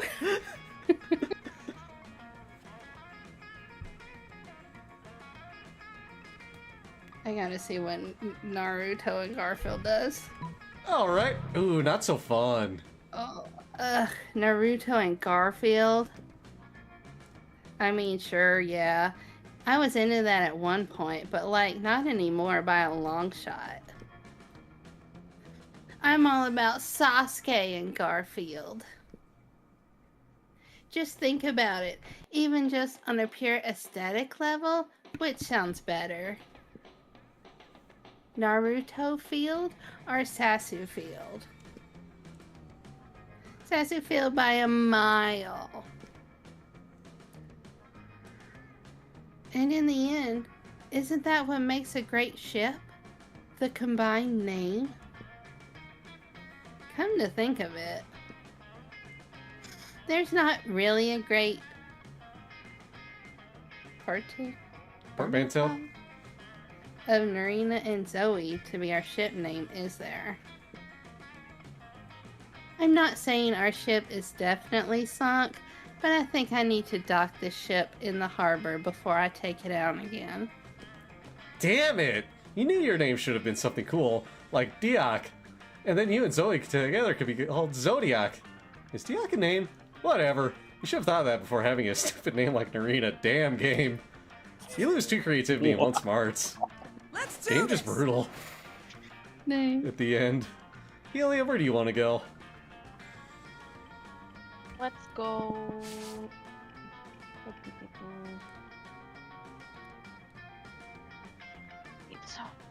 Let's go money. Alrighty. That day, you spent some time on the library's PCs, managing your start kicker. You deceived lots of people with a sensationalist video and impossible promises. Nice! You gained 100,000 money, but almost everything goes to cover costs and you keep only 2 money. Your mind's barely on what you're doing, though. All you're really concerned about is your situation with Vera. Throughout her latest gang war, you've been her closest and most trusted advisor. Maybe too close. You're worried Vera's become so dependent on your advice, she's blind to your true romantic intentions. If only you had the courage to tell her how you really feel. After all, you don't want to end up in the advisor zone. You're so lost in thoughts of unrequited love, you hardly notice Vera sneaking up on you. Maybe that's also because of the invisibility cloak you helped her pick out. Hi. There you are. I was just going to pick you up. We've got a date tonight. A date? Then perhaps your affections aren't unrequited. With the heads of Monster City's major crime factions to celebrate the end of the latest gang war. You're such a good and loyal advisor, I couldn't imagine going without you. Right, of course. Trying to hide your disappointment, you accompany Vera to the peace conference. But soon... You can have horse racing, but if you think I'm giving up Murder's Monopoly, you've got your head up so far you've got your head so far up your ass as pop back out as your shirt collar. Larry, the actual crocodile, snaps his fingers. Gunbozo Giannetti of the Deranged Clown Assembly honks in disapproval. Timmy the Knife Baby chews his rattle menacingly. Alright, you scumbags settle down. But it's too late! Larry the Croc unveils a wicked machine gun. Gunbozo makes a rocket launcher out of twisted balloons. And Timmy the Knife Baby produces... a lot of knives. Hey, advisor, a little help here? If you don't save Vera now, you'll never have a chance to confess your feelings. So, you take a deep breath and... confess your feelings, or kiss Larry the Croc on his big crocodile mouth.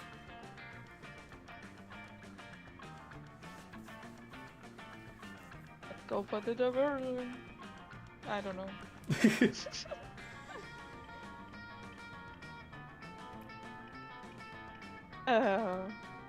Kiss the croc, think it's Loki. What the water bottle said. Alright, kissing the Croc? Yeah. Not so bold. You're, you're sure? Okay, you kissed the giant crocodile with the machine gun. What are you doing? Everyone knows the crocodile hates the kiss on the mouth. Well, to be fair, you don't so much kiss Larry the Croc as you stick your head directly into an open mouthful of razor-sharp teeth. You horny fool, you're going to get decapitated. Can you stop your cackling? Nope. I hate it here. And I'm going to take advantage of your decapitation to make my escape. Luckily, Larry the Croc doesn't actually decapitate you. He just mauls you a little. Less luckily, you've demonstrated to Vera how little you value crocodile consent. You lose 2 charm and 1 smarts, and part of your face. Sure. Tsunami, where do you want to go? Let's swing for the fences and go bold. Bathrooms again. Alrighty. That day you visit the bathrooms to take a number 2. Don't worry, there won't be an illustration of that specific moment. Thing is, you make one of the boldest decisions in your life. You don't put paper on the toilet seat before using it. Look at you, you crazy bastard! You gain 2 boldness and probably 1 staphylococcus, with a slight chance of 1 STD. Great. You see Miranda, Polly, Vera, and Damien all crowding around the bathroom mirror. Can a monster take a shit in peace at this school? Your brows are just sure to be on fleek.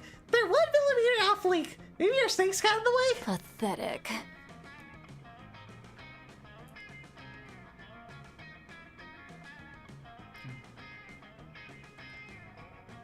Ilya?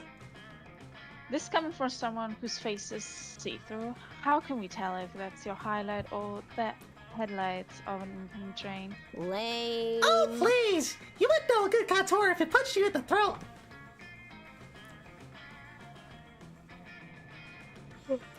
And a really good contour is actually what. And a really good contour can actually do that. I like to start with a palette of complementary colors for my skin tone. Blood red, baby flesh pink, bloodshot crimson, and then do a basic blend with a soft-boiled chimera egg.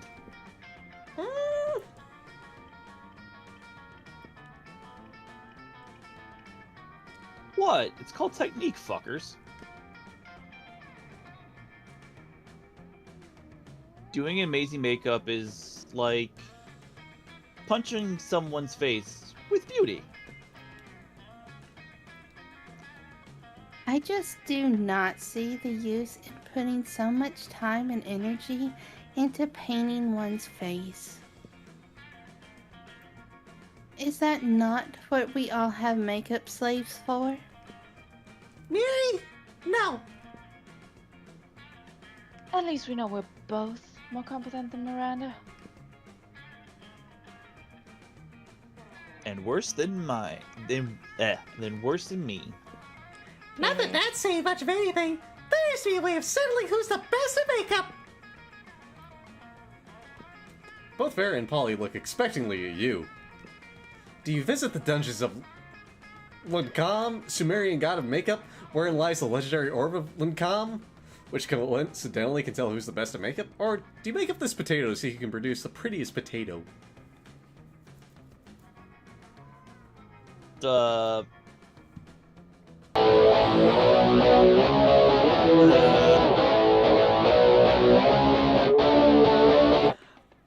you're figuring that out. Oh, First one? alrighty. Messy Bristles, thank you for the raid! Oh, welcome on in, Raiders. How's it going? For those that don't know me, my name's Seth. I'm your guitar warlock out here on the internet playing games, guitar, cooking up a storm. And tonight, we're playing some Monster Prom. We're getting silly and crazy and all sorts of coolness with this. Messy, how you doing? How'd your stream go? What'd you stream tonight? Now, of course, Raiders, if you got a raid and run, get some rest, get some post-stream care in, all that good stuff. Definitely, go do that. Go take care of yourselves. But if you want to stick around, we're wrapping up some Monster Prom right now. And thank you for doing the shout-outs. So bold. You read Sumerian god of makeup, and in my head it was Ormor's Harbor play. Music. Let's go. What? Stream Dart of Rain doing the Jacko pose. Oh boy, oh damn. I wasn't expecting that. Ever from Rain. Let's go. Fuck yeah, dungeon time! Yeah, sure. This sounds super stupid and irresponsible. Just my jam. Not mine. What are you, a chicken? Plop, plop, plop. Chickens don't make that sound. But okay, let's go to the stupid dungeon so the stupid orb can tell you I'm better than you at makeup. Yeah, I love dungeons. I'm coming too. I don't do dungeons. Dungeons are for commoners and people with that weird leather-based sense of fashion. Bye. Damien, Verret, Polly, and you entered the dungeons and live all kinds of magic adventures until you finally managed to get the Orb of Calm. Hey, you, Mr. Orb, tell us which one of us is the best at makeup.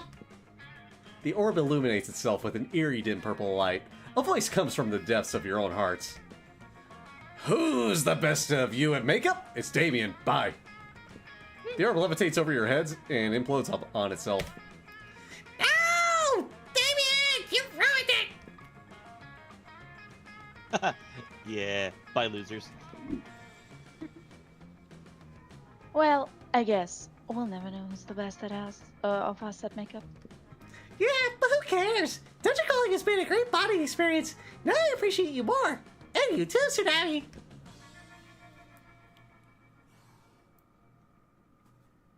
Agree. I appreciate you two more. You two more too. Not Damien. He can be a jerk sometimes. Oop. A makeup genius jerk. You dungeon crawl your way out of the dungeon, making your experience extra bonding. Great! You gain 2 fun and 1 boldness. All right. Alrighty, where am I gonna go? I'm not sure what I got to boost really for my stuff, so... Fun time! That day during recess, you start a half-hour rave that goes full crazy! At one point, Juan, the small magical Latino cat, slips on a banana peel. You start to laugh at him. He asks you to stop, but you don't. You laugh so hard at him that you somehow steal 2 fun from him. Hooray! I feel bad. You spot Miranda running up to Belanda very enthusiastically.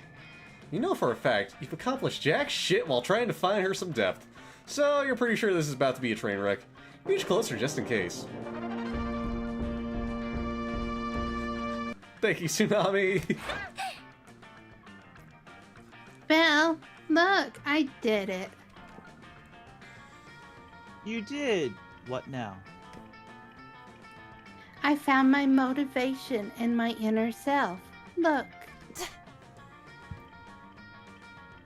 Miri, this is just 2 halves of a wooden plank. You realize that means nothing, right? But I faced the danger, and I found, like, my true inner self, you know? Like what Dahlia said. Who is she? Which she? Messy? Which one are you talking about? Oof. Okay, I see. Look, Dahlia might be my mayhem girl, and I have mad respect for that bitch. But she might not be the best one for giving foolproof advice, sis. Oh, right. So this doesn't count as a self-growth? Miranda is once again instantly holding up the 2 halves of the wooden plank. Belanda grabs them and throws them away. No, my personality.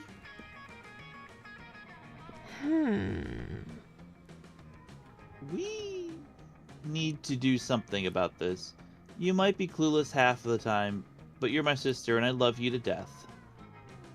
Ah, the one that looks like you'd have to get a restraining order against. Oh, that's Belanda. Miranda's older sister. Glory to the Mer Kingdom! And we will help you bring glory to the Mer Kingdom. Huzzah! Huzzah. But how? Is there, I don't know, a self-growth surf?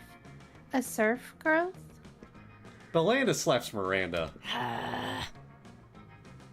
Listen, bitch. For once, you cannot run to the easy solution and surfs and shit. To become bloody majestic for real, you need to connect with yourself. Who are you? I'm really excited to know the real Miranda, you know? And apparently trying to define you by what you love hasn't worked so far. Since your major hobbies are just being rich, entitled, and pretty, maybe you should just approach this differently. Let's go to the Vanderbilt way with terror, spite, and let's find new things you might love by focusing on the things you hate. I hate having to think hard about things. This is going nowhere, but maybe with a gentle push. People that are not millionaires, who would decide not to be rich and pretty like you? Such sketchy life choices can't mean anything good. Or the air people!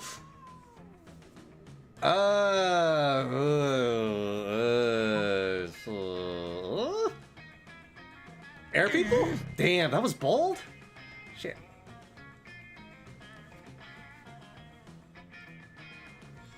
Air people! Air people? Ugh, yuck. What? Where? Here, in the sky. Anyone can see that what Miranda is pointing at is just a cloud that vaguely looks like a bird. Anyone but Miranda and Belanda, that is. As they both get guns from God knows where and start shooting at the cloud.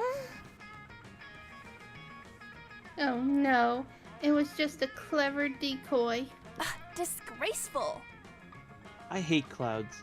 They're obviously some kind of abject invention of the air people. Maybe the air people are on Momentgram. Yeah, that makes sense. Does it though? Doesn't matter, they're both already on their phones, giving dislikes to any picture with a bird in it. You had no idea Momentgram had a dislike button. You guess it's something only billionaires get. No. These are not real air people, these are just pictures. But then, where are the air people Zep warned us about? I'm scared. Oh. They're obviously somewhere only Zep can see, but not us. Like his insides. Uh-oh. Wait, you can't see your own insides, can you? That makes no sense. But it apparently makes sense to Miranda and Belanda, who are both now staring menacingly at you, with equally sharp smiles and sharper weapons. That's obviously your cue to leave. Next time, try not to mention the one thing that makes any Vanderbilt go completely berserk, genius. You lose 2 smarts and 1 fun. Well, the Monster Prom draws near. Narina, who will you ask to the prom? Zoe. Alrighty. Hey ya. Ask Zoe to the prom? Yep. Hylia, who will you ask to the prom? Nitlady. Wait, say that I again? forgot her name. Vera. Oh. Hey there. Tsunami, who will you ask to the prom? Also Vera. Hi. Oh, this is gonna be fun. We did that crocodile thing on purpose, so I would. Damn right I did. You're stupid. I'm so tired. I'm just trying to give you the full experience. No, you. Oh. You finally pluck up your courage and ask your beloved who'll go to the Monster Prom with you. Oh no, it's not possible for us to go together in this timeline. You see, this is the alternative universe where I get to have fun at prom, which I highly suspect won't be possible if going with you. It's nothing personal, just that you are very boring and unpleasant. But hey, you should totally call me if you happen to be in the horrible, forgettable prom AU sometimes. Zoe out. Zoe out. Ooh, headcanon idea. Zoe doesn't like you. Damn, Zoe, that was a rude ending there. You were so ashamed by your failure after that prom. You photo-edited Garfield into all your prom pics, as if he was your prom date. Yeah, Garfield the orange cartoon cat. Not your brightest idea. Anyway, even with your photo editing skills, you still couldn't photo edit the sadness of your face away. Sad. Let's do this! this. You finally pluck up your courage and ask your beloved to go to the Monster Prom with you. You're asking me to go to the prom with you. Oh, what a shortcut to Lame Town. Oh, fucking hell. Do I have to give myself... Bleh. Reopening a MySpace account would be less harmful to my popularity than dating you. Ugh. I think I just puked in my mouth. Wait. No, this really is high school all over again. It all seemed pretty bleak, but you're a natural fighter, so you fought. For the right to marry your own hands, that seemed like your last chance of finding love. Yay! Sure. You finally pluck up your courage and ask your beloved to go to the Monster Prom with you. You're asking me to go to the prom with you? Have you seen yourself in the mirror? Oh, this will be fun. Your face is a crime against humanity. And not one of the crimes against humanity I enjoy perpetrating. Bye. Bye, loser. Prom with you? No. The shame of your constant failures was so great that you secluded yourself in your room for years and officially started dating your own pillow. Waifu lifu forever! All right. You ask no one at the prom because you don't need anyone else to make the most out of the night. Sometimes you feel like you have to get a date to be anyone in this wicked world. But that's not true, you're your own person, and that's the most important thing. Love is wonderful, sure, but you have no hurry in finding it. Prom shouldn't be a deadline, but a night to remember. And I just butchered the ending to my event quest anyway, so I do so. You have a wonderful night. Going alone to prom doesn't mean being lonely. You have tons of fun with your classmates. You rock. Nothing is as sexy as being independent and strong on your own, and people notice. So who knows? Maybe eventually you might date one or some of them.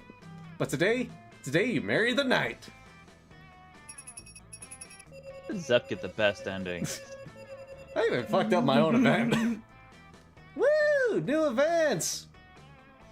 And outcomes. I like Zoe's quote.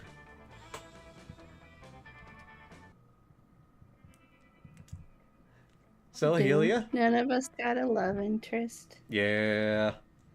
But those 3 weeks were somehow still the most epic and absurd weeks of our lives. After the Monster Prom, we kept on living our lives, falling in love, battling for friendship, and learning about who we were and who we could be. And you know what? Like it always does, life happened, and it was wonderful. Vera kept being fierce, strong, and stunning. Some haters once said adult life would put that mean bitch in her place. But you know what? Vera ended up making adult life her own bitch. Due to the obscene amount of fan art she drew, Zoe was taken by Jim Davis, renowned creator of Garfield, as his protege. Nowadays, Garfield still hates Mondays and loves lasagna, but you can bet he's into lots of weird stuff too. Damien loved fire to the very end. Unfortunately, that wasn't a super legal affair and he ended up in prison for arson. Fortunately, prison was flammable. For those 3 weeks, the Monster Prom seemed larger than life, and then it was gone, just like that. The battle for Monster Prom might have ended then, but there were plenty of battles left in that war called youth. But once again, we were young and unafraid, and we were ready to start! Welcome to Monster Prom, Helia! What'd you think of it? It was fun. Heck yeah!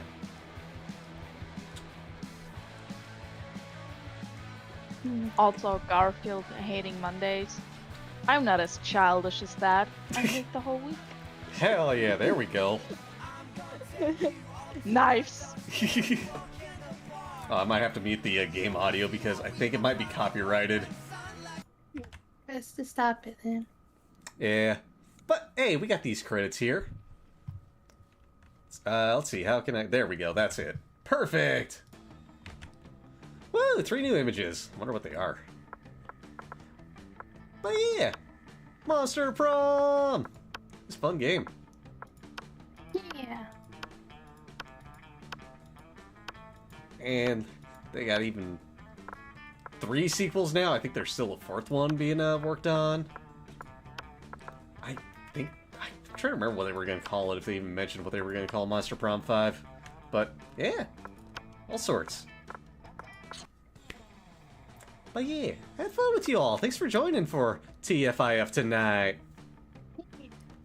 Yeah. Hmm. Hey, Helia, what do you have coming up? A super cool collab with super cool people on Sunday. Oh, I wish I could join that. Dang. Zep, Yeah? you are super cool people. Oh, shit! I'm excited for that. Me too! Looking forward to playing Peak with you and Teebs and Yuki. Yeah! Hmm. Now, is there anything else the three of y'all want to yap about before I bring up my schedule and talk about, well, the one thing I have left coming up this week? It's so late that it's early. Oh. Yeah. I have one thing. What you got? That is all. Alrighty, fair enough, fair enough. Well, like I said, I just got Peak on Sunday coming up, 12 p.m. Mountain Daylight Time, with, you know, our friendly dragon friend, and Teebs and Yuki. I'm looking forward to that. It's gonna be fun. Been a little while since I last played Peak. Be peeking. And that's all I have left coming up this week, because I got other things going on. But yeah, it's been fun. Everybody in chat, thank you all for showing up and stopping by. Now I want to ask the three of you something. Who should we raid out to tonight? Is he still streaming? There is a birthday boy I know who's streaming right now. There's a birthday boy streaming? It's Ryu. Oh my god, it's his birthday now? It's technically yesterday. It's my yesterday. I'm not sure what time it is for you guys. I mean, it's close to his birthday then, probably. It's the 10th, if I understood it correctly. Yeah, it's the 10th right now. Yeah, so it's still his birthday. Yeah. He is still streaming. Yeah. And I mean, if he's in the same time zone I'm in, it's definitely still his birthday. So let's go raid out to Manic Ryu. Use the wrong ones. The wrong ones. Is it B-Day? What is it? Oh yeah, that's right. B-Day raid. There we go. That first one there is if you're subscribed and you get to wish Ryu a happy birthday. Second one is if you're not subscribed and you still get to wish Ryu a happy birthday. So many birthday wishes. Yeah! All the good stuff. So everybody, thank you again for showing up, stopping by, tuning in. Thanks to all the cool folks out there that raided me tonight. Woo! Let's go.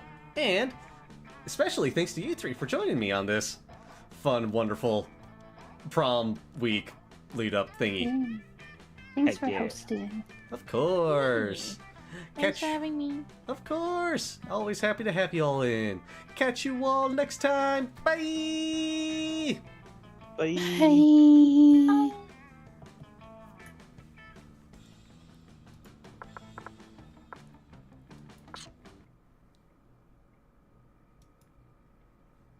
And raid sent.